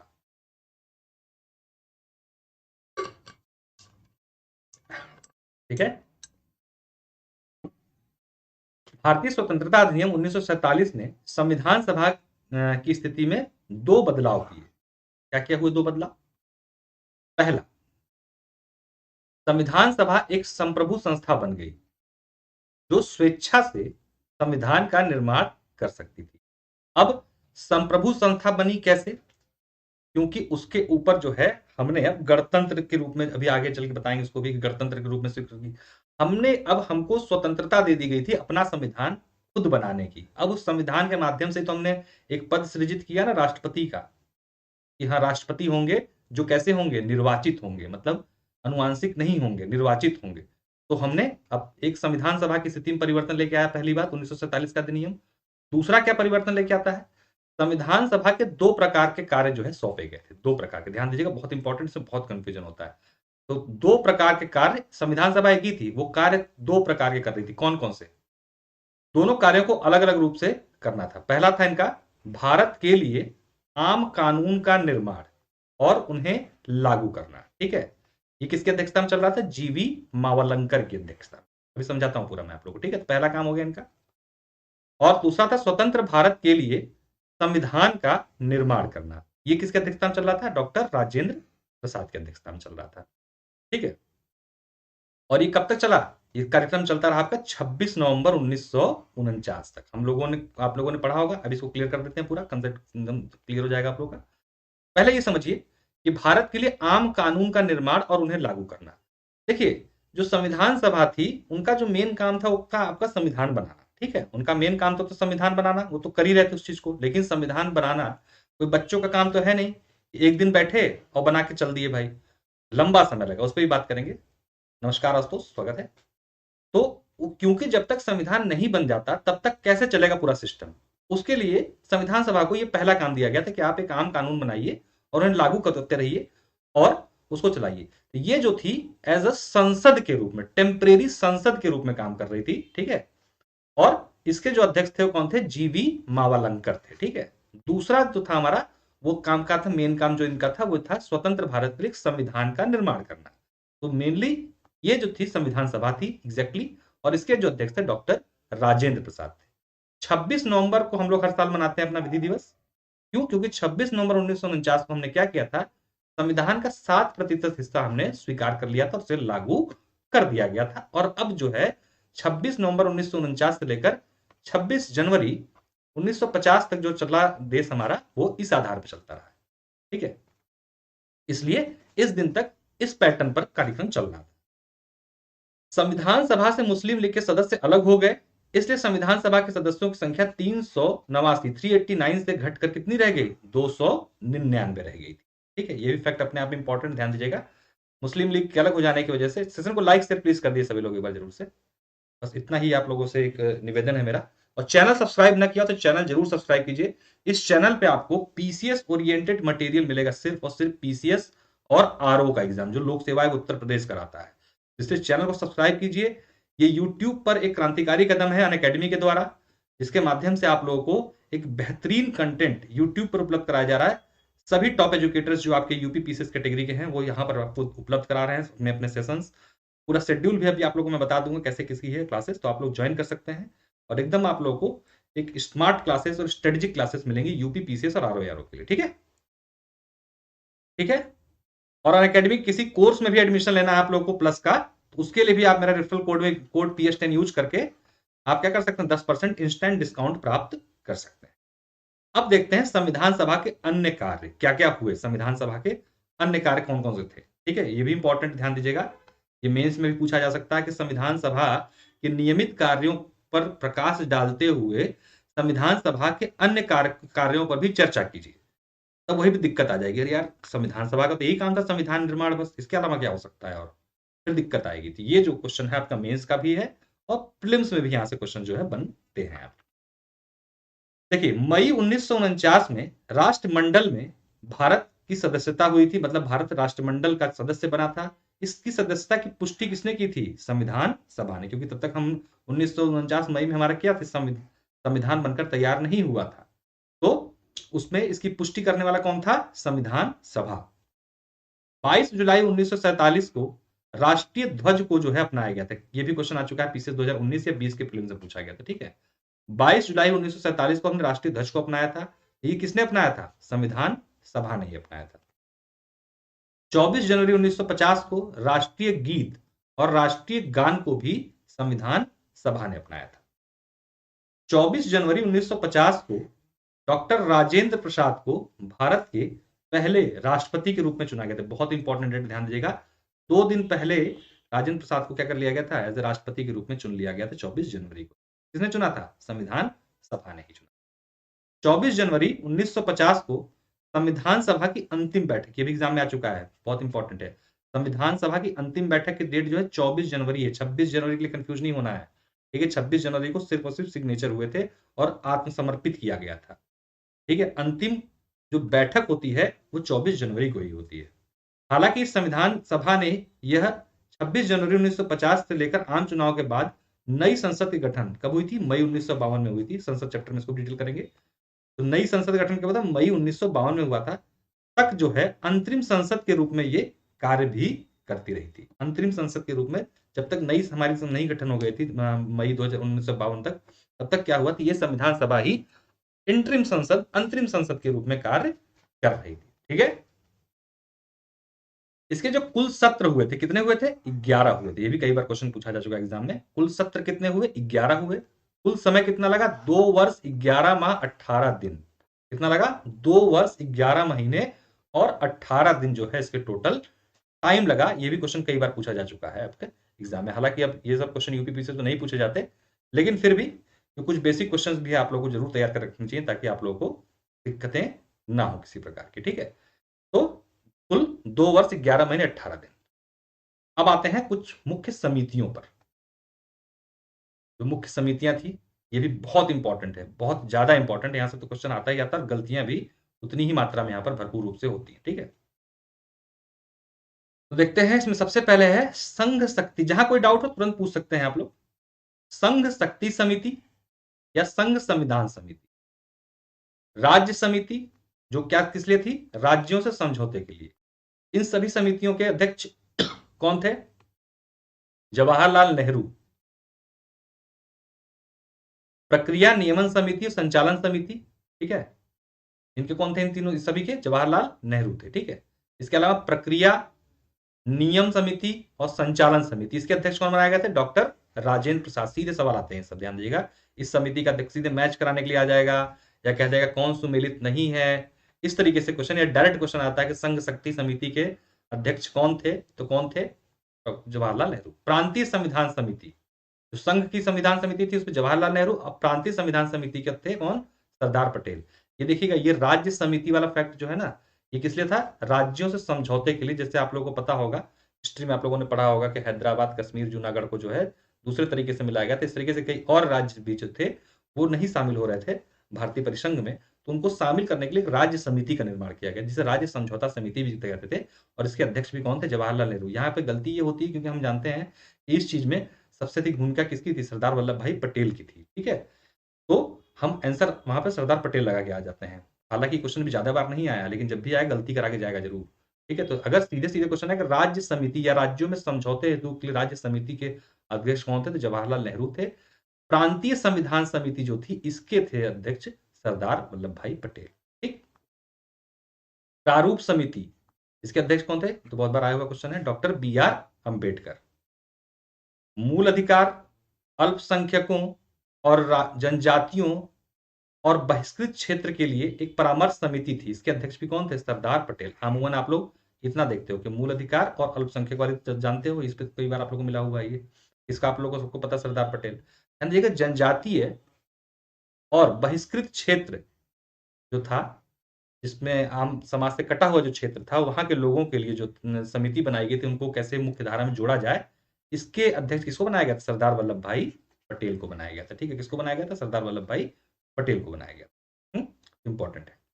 तो मूल अधिकार, अल्पसंख्यक तो कई बार पूछा जा चुका, ये नहीं पूछा गया है। जनजातीय और बहिष्कृत क्षेत्रों की परामर्श समिति के अध्यक्ष कौन थे, सरदार वल्लभ भाई पटेल थे। संविधान सभा की सभी समितियों में प्रारूप समिति, कौन सी, प्रारूप समिति सबसे महत्वपूर्ण समिति थी। कौन थे इसके अध्यक्ष, डॉक्टर बी आर अंबेडकर। इसका जो गठन हुआ था, डेट देख लीजिएगा, 29 अगस्त 1947 को हुआ था। अभी क्वेश्चन अभी तक नहीं पूछा है कभी भी, लेकिन जिस तरीके से नए क्वेश्चन के ट्रेंड हैं यूपी पीसीएस के और यूपी आरओ में, ऐसे क्वेश्चन सब आपके जरूर बनेंगे, ध्यान दीजिएगा। सीधे आप देखते हैं, आप जो है दो स्टेटमेंट वाले क्वेश्चन आ रहे हैं, 1 और 2, और कहता है कि क्या सही है, केवल एक, केवल दो, दोनों, इस तरीके से क्वेश्चन आपने देखे होंगे तो भरमार थी। तो ऐसे में क्या कर रहा है, एक फैक्ट वाला क्वेश्चन दे रहा है, एक फैक्ट जरूर दे रहा है कि जैसे इस पे, अगर मान लीजिए इस पे मुझे क्वेश्चन बनाना हो, मैं बना दूंगा कि संविधान जो प्रारूप समिति जिसका गठन 29 अगस्त 1947 को हुआ था, पहला स्टेटमेंट। दूसरा स्टेटमेंट, यह जो थी समिति सबसे महत्वपूर्ण समिति थी, या हम कह देंगे इसकी जगह स्टेटमेंट की प्रारूप समिति सबसे महत्वपूर्ण समिति नहीं थी, या इसकी जगह हम 29 की जगह क्या कर दें, 30 कर दें, जैसे इस बार किया हुआ है। आप लोगों ने देखा होगा एक क्वेश्चन हिस्ट्री में पूछा गया था, जिसमें 1800 में जो कॉलेज बनाया गया था इस बार, उसके कॉलेज जो प्रशिक्षण के लिए कॉलेज था लोक सेवकों के लिए, फोर्ट विलियम, ठीक है। तो उसमें जो है उसने डेट दे दी है 10 जून, आरओ के पेपर में आपके 10 जून, जबकि ये जुलाई था, 10 जुलाई। इस तरीके से कंफ्यूजन किया जा रहा है। अब ये 29 अगस्त की जगह 29 जून दे देगा, कुछ भी कर सकता है ना। ऐसी चीजों के लिए आप इस सेशन को चल रहे हैं। इसमें कुल कितने सदस्य थे, 7 सदस्य थे। कितने, कुल 7 सदस्य। संविधान का प्रभाव में आना, ठीक है। संविधान के प्रारूप के प्रत्येक प्रावधान क्लॉज बाय क्लॉज पर चर्चा के बाद इसे 26 नवंबर 1949 को क्या कर दिया गया, अपना दिया गया। इसे कौन, किसने अपनाया, संविधान सभा ने अपनाया, ठीक है। किसने अपनाया, संविधान सभा ने। उस समय इसमें एक उद्देशिका, 395 अनुच्छेद और 8 अनुसूचियां शामिल थी। संविधान के पूर्ण रूप से अधिनियमित होने के बाद उसके उद्देशिका को जो है लागू किया गया। तो उद्देशिका सबसे बाद में लागू की गई थी, ठीक है, ध्यान दीजिएगा। तो पूरा संविधान लागू हो गया तब उद्देशिका को, इन्फोर्समेंट है ये, इनको हम लोग जो है कल लेके आएंगे। कुछ अन्य महत्वपूर्ण तथ्य है, इसको हम लोग कल जुड़ेंगे, क्योंकि 9 बजे से आप लोग करंट अफेयर के लिए मेरे साथ जुड़ सकते हैं अनअकैडमी ऐप पर 9 PM पे, ठीक है। जो चीजें जहां से छूटी रहेंगी उसको वहीं पे आगे कंटिन्यू करके तब कराऊंगा, ठीक है। तो निश्चिंत रहा करिए उसके लिए। 1 मिनट देख ही लीजिए, जान जल्दी फटाफट दिखा देते हैं क्योंकि अभी टाइम है। देखिए, संविधान का जो प्रवर्तन हुआ था, तो संविधान के कुछ प्रमुख प्रावधान जो थे मैंने बता दिया आपको, 26 नवंबर 1949 को लागू हो गए थे। नागरिकता, चुनाव, सदर संसद, अस्थायी और परिवर्तनशील नियम कुछ करते हैं, जैसे मैंने बताया 7% जो है लगभग इतने अनुच्छेद याद करने की आवश्यकता नहीं है। जो है 26 नवंबर को लागू किया गया था। संविधान के शेष प्रावधान जो है 26 जनवरी 1950 को लागू हुए थे, ठीक है, क्योंकि 26 जनवरी 1930 को ही हमने पूर्ण स्वराज दिवस मनाया था। इसी उपलक्ष्य में क्या किया, 26 जनवरी को डेट हमने तय कर ली थी कि इस दिन हमारा क्या होगा, गणतंत्र दिवस मनाया जाएगा। संविधान के लागू होने के बाद भारतीय स्वतंत्रता अधिनियम 1947 और भारत सरकार अधिनियम 1945 निरस्त हो गए। हालांकि abolition of Privi council judicial act 1949 जो है लागू रहा। क्या लागू रहा, abolition of Privi council judicial act 1949 अभी भी जो है चल रहा था। कुछ महत्वपूर्ण तथ्य थे। संविधान सभा का चिन्ह क्या था, हाथी था, ध्यान दीजिएगा, क्या था, हाथी। कभी आ जाए क्वेश्चन तो। संविधान सभा के संवैधानिक सलाहकार कौन थे, बी.एन. राव थे, कई बार पूछा जा चुका सवाल, बी.एन. राव। संविधान सभा के सचिव कौन थे, एच.बी.आर. अयंगर। कौन थे, बी.आर. अयंगर। संविधान सभा के मुख्य प्रारूपकार ड्राफ्टमैन कौन थे, एस.एन. मुखर्जी। कौन थे, एस.एन. मुखर्जी, जो ड्राफ्टमैन थे। हालांकि ये सब सवाल अभी आया नहीं, लेकिन कभी पूछा जा सकता है। और प्रेम बिहारी रायजादा संविधान के जो थे सुलेखक, जिन्होंने हाथ से जो है लिखा था। तो प्रेम बिहारी रायजादा, कभी क्वेश्चन ये भी पूछा जा सकता है, ठीक है। नंदलाल बोस और बी.आर. सिन्हा क्या थे, संविधान के मूल संस्करण के सौंदर्यीकरण और सजावट का काम इन्होंने किया था। बसंत कृष्ण वैष्णव संविधान के मूल संस्करण का हिंदू शिलालेखन इन्होंने किया था, ठीक है, बसंत कुमार वै ने, ठीक। अभी आगे क्लासेस और भी हैं, उससे पहले आप लोग कुछ ऑफर्स के बारे में बता दूं। विजेता नामक एक ये सीरीज जिसमें रैंक 1 से लेकर 25 तक के बच्चे स्कॉलरशिप प्राप्त कर सकते हैं अनअकैडमी के कोर्सेज का। इसी क्रम में पीसीएस मेंस के लिए आपका चारों पेपरों के लिए और हिंदी निबंध के लिए एक टेस्ट सीरीज का आयोजन कराया जा रहा है। इसको भी आप ज्वाइन करके अपनी तैयारी को आगे बढ़ा सकते हैं। बात करें अनअकैडमी ऐप पर कैसे आना, सबसे पहले आपको प्ले स्टोर से अनअकैडमी लर्निंग ऐप डाउनलोड कर लेना है। अपना नंबर डालकर रजिस्टर करना है। सर्च गोल में आपको सर्च करना है यूपीपीएससी यूपीएससी। आपको फ्री क्लासेस और टेस्ट सीरीज दिखाई देने लगेंगी। इन फ्री क्लासेस और टेस्ट सीरीज को अनलॉक करने के लिए आप मेरा कोड पीएसने डाल के इसको अनलॉक कर सकते हैं। एडवांटेजेस की बात करें तो कभी भी कहीं भी रिकॉर्डेड लाइव सेशन देखने का मौका मिलता है, अपॉर्चुनिटी बेस्ट एजुकेटर से जुड़ने का, access multiple courses, structure pedagogy मिलती है, strategy session, master classes, unlimited quizzes, study material PDF format में, multiple live doubt clearing session मिलते हैं आपको। बात करें तो आपको जो रैंक 1 से लेकर 3 तक के बच्चे स्कॉलरशिप प्राप्त कर सकते हैं और Monday to Friday test series में करंट की ज्वाइन करके इंडियन सोसाइटी पे क्लास है ये। इसी क्रम में आपकी हिंदी आलेखन और सामान्य हिंदी निबंध के लिए क्लासेस चल रही 20-21 तारीख को भी ज्वाइन कर सकते हैं। फ्री सेशन है ये अमरनाथ सर का। बैच कोर्सेज की अगर बात करें तो अनूप सर की फिजिकल ज्योग्राफी क्लास 8 से 30 दिसंबर प्लस पे चल रही है और 15 से 30 दिसंबर तक की क्लासेस जो है आपकी चल रही हैं quality paper 2 mains answer writing program Ajay sir की। मेरी क्लासेस आपको प्लस पर उपलब्ध थी हिंदी कोर्स की, इसको भी आप ज्वाइन कर सकते हैं। 18 से 30 तक का प्रोग्राम है ये, शाम 7 बजे 7 PM पर आता है। इसको प्लस के किसी भी कोर्स में एडमिशन लेने के लिए रेफरल कोड आप मेरा PS10 यूज कर सकते हैं, PS10। आरओ के लिए ये 10 दिसंबर से फुल लेंथ बैच जो है मेंस के लिए चल रहा है। और ऑप्शनल सब्जेक्ट जो पीसीएस में होते हैं उसमें लोक प्रशासन, फिलोसफी, हिंदी लिटरेचर, सोशियोलॉजी और हिस्ट्री का बैच जो है आपके लिए संचालित किया जा रहा है। बच्चों में जो कंफ्यूजन होता है upper lower RO UPSI UPSC लेखपाल बी और ऑप्शनल सब्जेक्ट के अलग अलग कोर्सेज में अलग अलग एडमिशन लेना होगा, तो बताएं सिंगल सब्सक्रिप्शन में सारी चीजें आपको मिल जाती है। एक विजयी भवन नामक यूपीपीसीएस मेंस के लिए नया बैच जो है 10 नवंबर से प्रारंभ हो चुका है, इसको भी आप ज्वाइन कर सकते हैं। तो चलिए हम लोग थ्योरी कोर्स कर रहे हैं। कोर्स का नाम है हम लोग का पॉलिटी, और पॉलिटी में भी आप जो है आज का टॉपिक देख रहे हैं संविधान की प्रमुख विशेषताएं। तो सबसे पहले शुरुआत करेंगे कि क्या हुआ कैसे हुआ। देखिए हम लोग का संविधान आपको कल बता दिया गया कि सारे क्रमबद्ध तरीके से किस प्रकार से निर्माण हुआ, तो उसी क्रम में आगे क्या घटनाक्रम होता है, कैसे कैसे स्थितियां बदलती हैं, उन सब चीजों पर इस पर आज चर्चा बेसिकली इस चैप्टर में हम लोग करेंगे। तो सबसे पहले आपको बता दें कि आपको पता है कि जब संविधान का लागू हो गया 26 जनवरी 1950 को, तो उसके बाद एक बहुत बड़ा परिवर्तन होता है 42वें संविधान संशोधन के माध्यम से, जो होता है 1976 में। ध्यान दीजिएगा इसमें काफी कुछ बदलाव जो है संविधान में देखने को मिलता है, इसीलिए इसे मिनी संविधान की संज्ञा दी जाती है। क्वेश्चन कई बार पूछ चुका है एग्जाम में कि किस संविधान संशोधन को मिनी संविधान के रूप में भी जाना जाता है, तो ध्यान दीजिएगा 42वें संविधान संशोधन को माना जाता है कि ये अत्यधिक इसमें परिवर्तन किए गए थे, इसी कारणवश इसे मिनी संविधान की संज्ञा भी दी जाती है। एक बहुत ही प्रसिद्ध केस है केशवानंद भारती बनाम केरल राज्य, जिसका वर्ष है 1973। देखिए इस बार क्वेश्चन आया था, क्रम लगाने के लिए आया था, उसमें ये ऑप्शन भी था आरओ में या पीसीएस में, पीसीएस 2020 में आया था, ठीक है। तो केशवानंद भारती बनाम केरल राज्य 1973 में इस मामले में सुप्रीम कोर्ट ने 13 सदस्यीय, ये भी पूछ चुका है क्वेश्चन, सबसे बड़ी पीठ है, ध्यान दीजिएगा, 13 सदस्यीय संविधान पीठ के फैसले के अनुसार संसद द्वारा किसी भी स्थिति में क्या होगा, संविधान की जो मूलभूत संरचना है, मूलभूत संरचना क्या है इस पे भी चर्चा करेंगे, एक चैप्टर पर्टिकुलर इस पे भी लेके आऊंगा मैं, क्योंकि बहुत कंफ्यूजन होता है। मूलभूत संरचना में बदलाव नहीं किया जा सकता, यानी कि बेसिक स्ट्रक्चर से छेड़छाड़ नहीं की जा सकती, ऐसा सुप्रीम कोर्ट ने अपने महत्वपूर्ण फैसला जो था केशवानंद भारती का, उसमें दिया था। अब क्या होता है मूलभूत संरचना, देखिए बेसिकली इसके लिए तो चैप्टर लेके आऊंगा, लेकिन ध्यान रखिएगा इसकी कोई फिक्स सूची नहीं है मूलभूत संरचना की। सुप्रीम कोर्ट समय समय पर कुछ वादों के माध्यम से, कुछ निर्णयों के माध्यम से अपने मूलभूत जो संरचना है उसमें संशोधित करता रहता है, उसमें चीजों को शामिल करता रहता है। बेसिकली मूलभूत का मतलब है कि जिस पर हमारा संविधान, हमारा देश की पूरा स्ट्रक्चर टिका हुआ है, उनको ही मूलभूत संरचना का पार्ट माना जाता है। ठीक है, अब इस पे एक अलग स्वतंत्र चैप्टर लेके आएंगे। अब यहां शुरू करते हैं हम लोग, क्या क्या प्रमुख विशेषता है हमारे संविधान की। ध्यान दीजिएगा, सबसे लंबा लिखित संविधान है पूरे विश्व में। अगर बात करें तो भारतीय संविधान कैसा है, सबसे लंबा लिखित संविधान है। पूरे विश्व की बात हो रही है, ध्यान दीजिएगा। किसी भी देश का संविधान इतना विस्तृत, इतना लंबा नहीं है जितना क्या कहते हैं कि भारत का है। ठीक है, वर्तमान में इसमें क्या है, एक प्रस्तावना है, लगभग 470 अनुच्छेद। ध्यान दीजिएगा, गिनती की दृष्टि से अभी भी 395 ही है, उसके साथ जो खंड जुड़ गए हैं ए बी सी इस तरीके से कर करके, तो वैसे क्या हुआ, इनकी संख्या बढ़ गई है। तो अब जो संख्या हो गई है वो हो गई है कितनी आपकी, 470।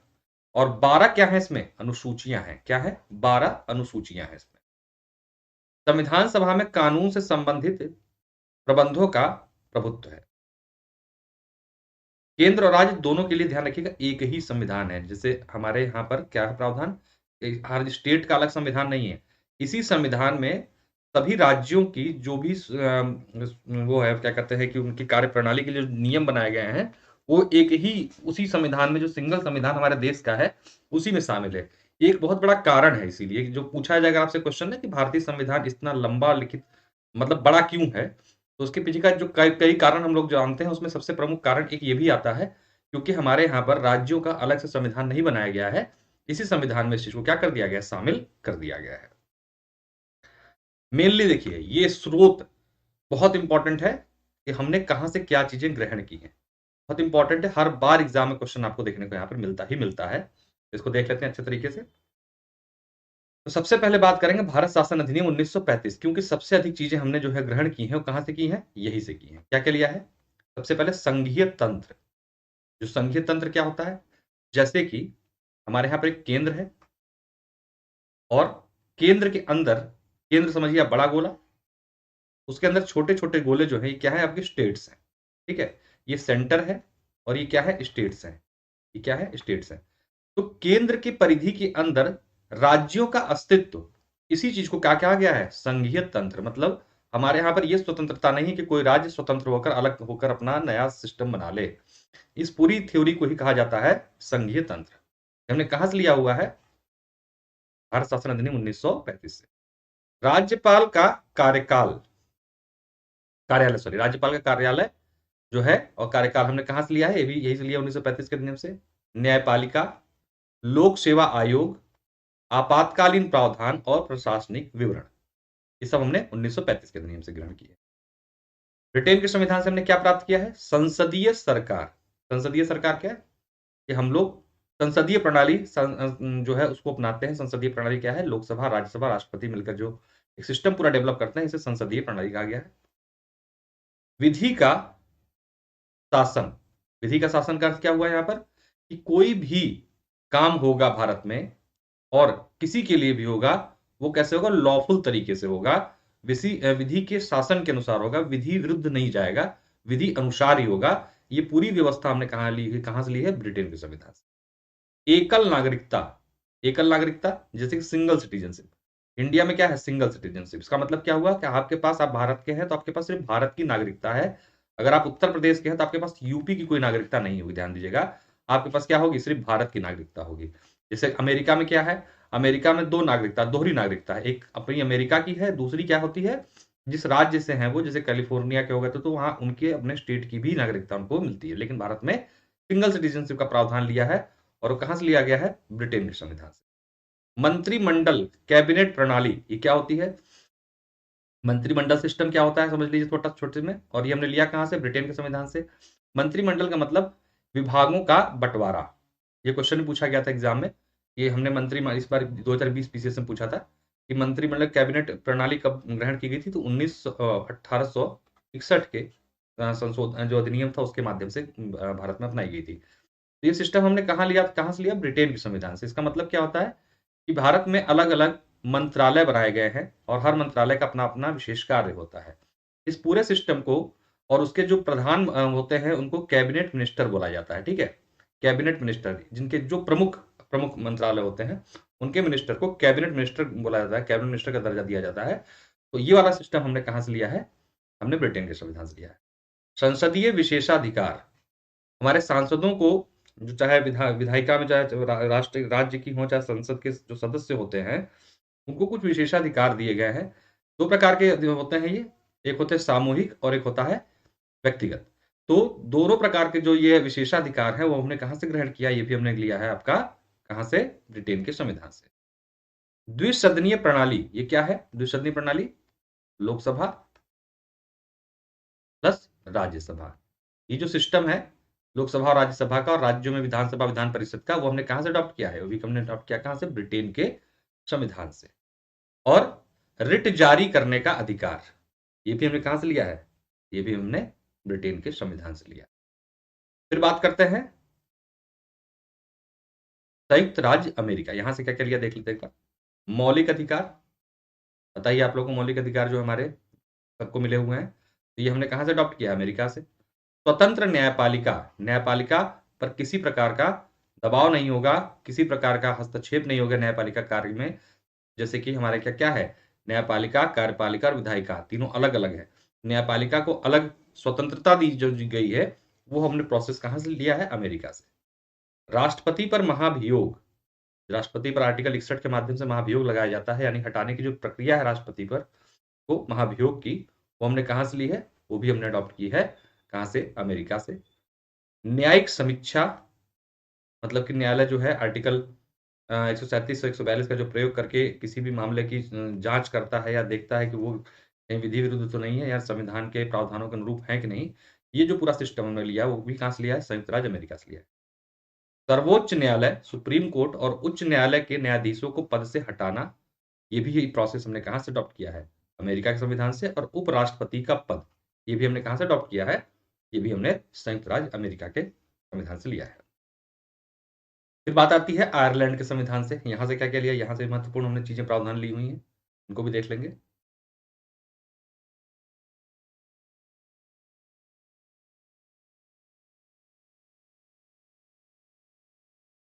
एक मिनट।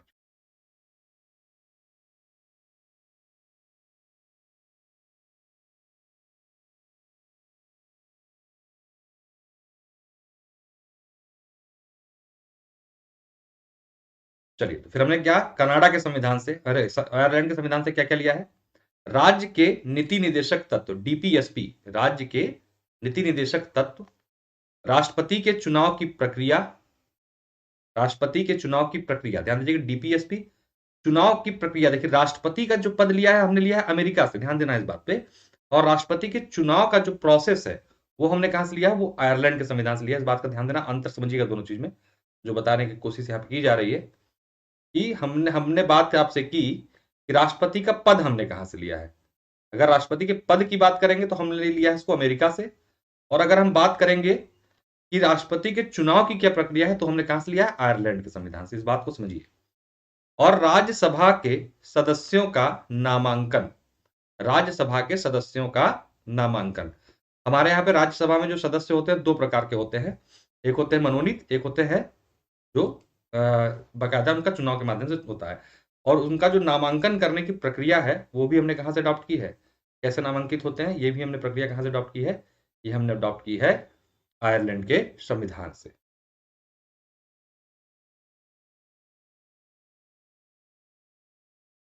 ठीक है, फिर आते हैं कनाडा के संविधान, देखते हैं क्या है। मजबूत केंद्र के साथ संघीय व्यवस्था, ध्यान दीजिएगा ये हमने जो बात आपको बताई थी एक गोला है सेंटर, उसके अंदर छोटे छोटे जो गोले हैं वो क्या है आपके स्टेट्स हैं। तो एक मजबूत परिधि है, उसके अंदर स्टेट अपना अस्तित्व बनाए हैं। इनके पास इतनी स्वतंत्रता नहीं है कि अलग होकर अपने आप को स्वतंत्र घोषित कर ले या अपनी स्थिति के अनुसार काम करना शुरू करें। इसे बोला गया मजबूत केंद्र के साथ संघीय व्यवस्था थी। हमने कहां से अडॉप्ट की है? कनाडा के संविधान से। अवशिष्ट शक्तियां जो होंगी कहां होंगी? केंद्र में निहित होंगी। ये भी हमने व्यवस्था कहां से ली है? ये भी हमने लिया है आपके कहां से? कनाडा के। अवशिष्ट शक्तियां क्या होती है? जैसे 3 प्रकार की शक्तियां हैं, 3 प्रकार सूची हैं, जैसे आपको पता है संघ सूची, राज्य सूची और समवर्ती सूची। संघ सूची पर संघ कानून बनाता है, समवर्ती सूची पर राज्य सूची पर राज्य कानून बनाता है, समवर्ती सूची पर दोनों में से कोई भी कानून बना सकते हैं। इन तीनों के अलावा भी जो भी विषय रह जाते हैं उसे क्या कहा गया है? उसे कहा गया अवशिष्ट विषय। इन अवशिष्ट विषयों को हमने कहां से लिया है? इन अवशिष्ट विषयों को हमने कहां से लिया हुआ है? और जो इसके अलावा रह जाते हैं उनको क्या कहा जाता है? अवशिष्ट विषय। तो अवशिष्ट विषय पर जो शक्ति है कानून बनाने की, किसके पास है? वो है आपके, किसको दे दी गई है? वो दे दी गई है अवशिष्ट विषय पर कानून बनाने की शक्ति किसको दे दी गई है? सेंटर को। तो ये प्रावधान हमने व्यवस्था ली कहां से है? कनाडा से। केंद्र द्वारा राज्य के राज्यपालों की नियुक्ति, केंद्र द्वारा राज्य के राज्यपालों की नियुक्ति मतलब सेंटर गवर्नमेंट द्वारा क्या होती है? राज्य में राज्यपाल नियुक्त किए जाते हैं, आपको पता है। तो ये जो बेसिक प्रावधान है हमने कहां से लिया है? कनाडा के संविधान। सर्वोच्च न्यायालय का परामर्शदारी अधिकार, आर्टिकल 143 में क्या है कि सुप्रीम कोर्ट क्या करता है? सलाह देता है या मशवरा देता है किसको? राष्ट्रपति को। तो ये व्यवस्था भी हमने कहां से ली है? कनाडा के संविधान से। ऑस्ट्रेलिया के संविधान से क्या लिया हमने? बहुत इंपॉर्टेंट, कई बार चुका, समवर्ती सूची। जो 3 सूचियां हमने बताई उसमें समवर्ती सूची का प्रावधान ऑस्ट्रेलिया के संविधान से लिया गया है। संसद के दोनों सदनों की संयुक्त बैठक, आर्टिकल 108 में का प्रावधान किया गया है। किसी साधारण विधेयक पर अगर कोई मतभेद होता है तो उसके लिए संयुक्त बैठक का प्रावधान किया गया आर्टिकल 108 में, जिसकी अध्यक्षता कौन करता है? लोकसभा का अध्यक्ष करता है। और जिसकी अध्यक्षता लोकसभा अध्यक्ष करता है। और ध्यान दीजिएगा, इसकी जो बुलाने का अधिकार है वो किसको दिया गया है? वो दिया गया है आपको राष्ट्रपति को। ठीक है, तो ये हमने जो प्रोसेस बेसिकली लिया है वो कहां से लिया हुआ है? ये हमने लिया है ऑस्ट्रेलिया के संविधान से। फिर जर्मनी के वाइगर संविधान, यहां से क्या लिया? आपातकाल के दौरान मौलिक अधिकारों का निलंबन। ये व्यवस्था हमने कहां से ली है? जर्मनी के संविधान से। यूएसएसआर के संविधान से क्या लिया है? ध्यान दीजिएगा, आपातकालीन के दौरान आर्टिकल 20 और 21 के अलावा सभी आपके मौलिक अधिकार क्या हो जाते हैं? शून्य हो जाते हैं। हमने कहा के यूएसएसआर के संविधान से क्या लिया? मौलिक कर्तव्य जो है हम लोग का आर्टिकल 51 में। प्रस्तावना में जो न्याय है 3 प्रकार के, सामाजिक आधार्मिक जो है आधार्मिक और राजनीतिक का आदर्श हमने जो लिया है, कहां से लिया है? यूएसएसआर के संविधान से। फ्रांस से क्या लिया है? गणतंत्रात्मक व्यवस्था। गणतंत्रात्मक व्यवस्था जो हमने लिया। गणतंत्र क्या होता है? हमारा जो प्रमुख होगा राज्य का, जैसे कि राष्ट्रपति हैं, तो उनको चुना जाता है। ठीक है, उनका चुनाव होता है और चुनाव के माध्यम से वो आएंगे। ये हमने व्यवस्था कहां से ली है? गणतंत्र। इसी जो है उसको चुना जाता है, इस व्यवस्था को कहा जाता है गणतंत्र। जैसे लोकतंत्र तो हम ही हैं, जब जहां व्यक्तियों को अपनी सरकार चुनने का अवसर दिया जाता है, वो व्यवस्था लोकतंत्र होती है। गणतंत्र होती है जहां पर हमारा प्रमुख जो होता है वो भी चुन के ही आता है, जैसे कि राष्ट्रपति, वंशानुगत नहीं होता है। जैसे हम भारत के जो लोग हैं, हम लोग लोकतांत्रिक और गणतंत्रात्मक दोनों हैं। लेकिन अगर ब्रिटेन की बात करें तो लोकतंत्र तो है ब्रिटेन में, लेकिन गणतंत्र नहीं है, क्योंकि वहां का जो प्रमुख होता है राजा, वो वंशानुगत तरीके से आता है। प्रस्तावना में स्वतंत्रता, समता और बंधुत्व के आदर्श, ये भी हमने कहां से लिए हैं? प्रस्तावना के अंदर जो स्वतंत्रता, समता और बंधुत्व की जो आदर्श वाक्य लिखे गए हैं, ये भी हमने अडॉप्ट किया है कहां से? फ्रांस के संविधान से। दक्षिण अफ्रीका के संविधान से क्या क्या लिया हमने? संविधान संशोधन की प्रक्रिया। संविधान संशोधन की प्रक्रिया आर्टिकल 368 में प्रावधान किया गया है। ठीक है, तो ये जो प्रोसेस लिया, किस प्रकार संविधान में संशोधन होगा, ये हमने अडॉप्ट किया है दक्षिण अफ्रीका से। और राज्यसभा के सदस्यों के चुनाव की प्रक्रिया ध्यान दीजिएगा, प्रोसेस, कैसे चुनाव होगा, नामांकन की बात नहीं हो रही है, चुनाव के प्रोसेस की बात हो रही है। तो राज्यसभा के सदस्यों का चुनाव की प्रक्रिया किस प्रकार की होगी, ये भी हमने कहां से लिया हुआ है, ये भी हमने दक्षिण अफ्रीका के संविधान से अडॉप्ट किया है। विधि द्वारा स्थापित प्रक्रिया, ये बहुत इंपॉर्टेंट, ये हमने कहां से लिया है, जापान की संविधान से। क्या होता है विधि द्वारा स्थापित, मतलब कि कोई भी व्यक्ति विधि से ऊंचा नहीं होगा, लॉ से ऊपर नहीं होगा, और सबके लिए एक जैसा ही लॉ होगा, चाहे अमीर हो चाहे गरीब हो। ये हमने जो व्यवस्था ली है, ये व्यवस्था भी हमने कहां से ली हुई है, ध्यान देना, जापान के संविधान से।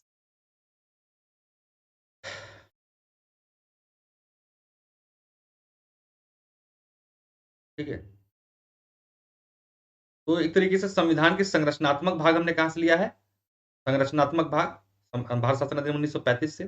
संविधान का दार्शनिक हिस्सा, मौलिक अधिकार और राज्य के नीति निर्देशक तत्व, ये हमने कहां कहां से लिए हैं, संयुक्त राज्य अमेरिका और आयरलैंड के संविधान से।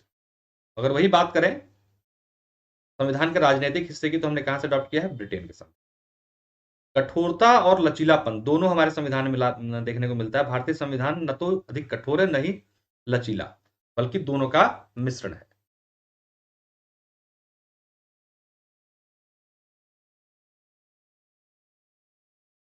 एकात्मकता की ओर झुकाव के साथ संघीय व्यवस्था। ठीक है, मतलब इसकी एकात्मकता मतलब कि अगर आप देखेंगे तो अगर जैसे कि आर्टिकल 352, 356, 360 का एक तरीके से प्रयोग होता है, तो आपको देखने को मिलेगा कि हमारा जो संविधान है वो सेंटर की ओर झुका हुआ है। चलिए, तो आज इतना ही रखते हैं। और उससे पहले आपको फीस के बारे में बता दें, जो 24 महीने की फीस है 12,240 रुपए है, 510 रुपए महीने पे इसको प्राप्त कर सकते हैं। 12 महीने की फीस जो 8,415 रुपए, 701 रुपए महीने प्राप्त कर सकते हैं। 6 महीने की फीस 6,885 रुपए, 1,148 के मंथली पेमेंट पे भी ले सकते हैं। इसी क्रम में 3 मंथ और 1 मंथ के क्लासेस ले सकते हैं। यहाँ पे 10% डिस्काउंट और उपलब्ध सभी ऑफर प्राप्त करने के लिए आपको मेरा कोड PS10 यानी कि PS10 यूज करना है और आपको 10% का डिस्काउंट मिल जाएगा। एक सुपर कॉम्बो सब्सक्रिप्शन है बिहार और यूपी पीसी से कंबाइंड तैयारी करने के लिए, आपको एक ही साथ दोनों सब्सक्रिप्शन मिल जाते हैं 6 महीने और 12 महीने के कोर्स के लिए। बक्स बाउंड्री कार्यक्रम, किसी वीडियो पर कोई शिकायत है तो शिकायत आप अनअकैडमी को कर सकते हैं। 9 PM पे करंट अफेयर का सेशन मिलता है, इसको ज्वाइन कर सकते हैं। करंट अफेयर प्रैक्टिस यहाँ पे हम लोग करा रहे हैं, पूरे साल का करंट अफेयर को ज्वाइन कर सकते हैं। अनलॉक करने के लिए आप मेरा कोड PS10 यूज करके क्लासेस अनलॉक कर सकते हैं, स्पेशल पे फ्री क्लासेस। ये टेलीग्राम ग्रुप है यूपी मंत्रा, इसको ज्वाइन कर सकते हैं आप। इस पर आपको सारी क्लासेस के लिंक, PDF नोट, सारी चीजें उपलब्ध कराई जाती है। बहुत बहुत धन्यवाद, नमस्कार। चैनल सब्सक्राइब ना किया हो तो जरूर कर लीजिएगा, लाइक शेयर जरूर कीजिएगा। डेली 8 PM पर आपको ये पॉलिटी का सेशन मेरे द्वारा उपलब्ध कराया जा रहा है, कंप्लीट पॉलिटी रिवीजन और कंप्लीट पॉलिटी की क्लासेस, जो कि थ्योरी के रूप में आपको उपलब्ध कराई जा रही है 8 बजे यूपी मंत्रा चैनल पर। अनअकैडमी किसी भी कोर्स में एडमिशन लेने के लिए रेफरल कोड मेरा कोड PS10 आप यूज करके 10% डिस्काउंट उपलब्ध सभी ऑफर प्राप्त कर सकते हैं। लाइक शेयर जरूर कीजिएगा, चैनल सब्सक्राइब ना किया हो तो जरूर कर लीजिएगा। बहुत बहुत धन्यवाद, नमस्कार।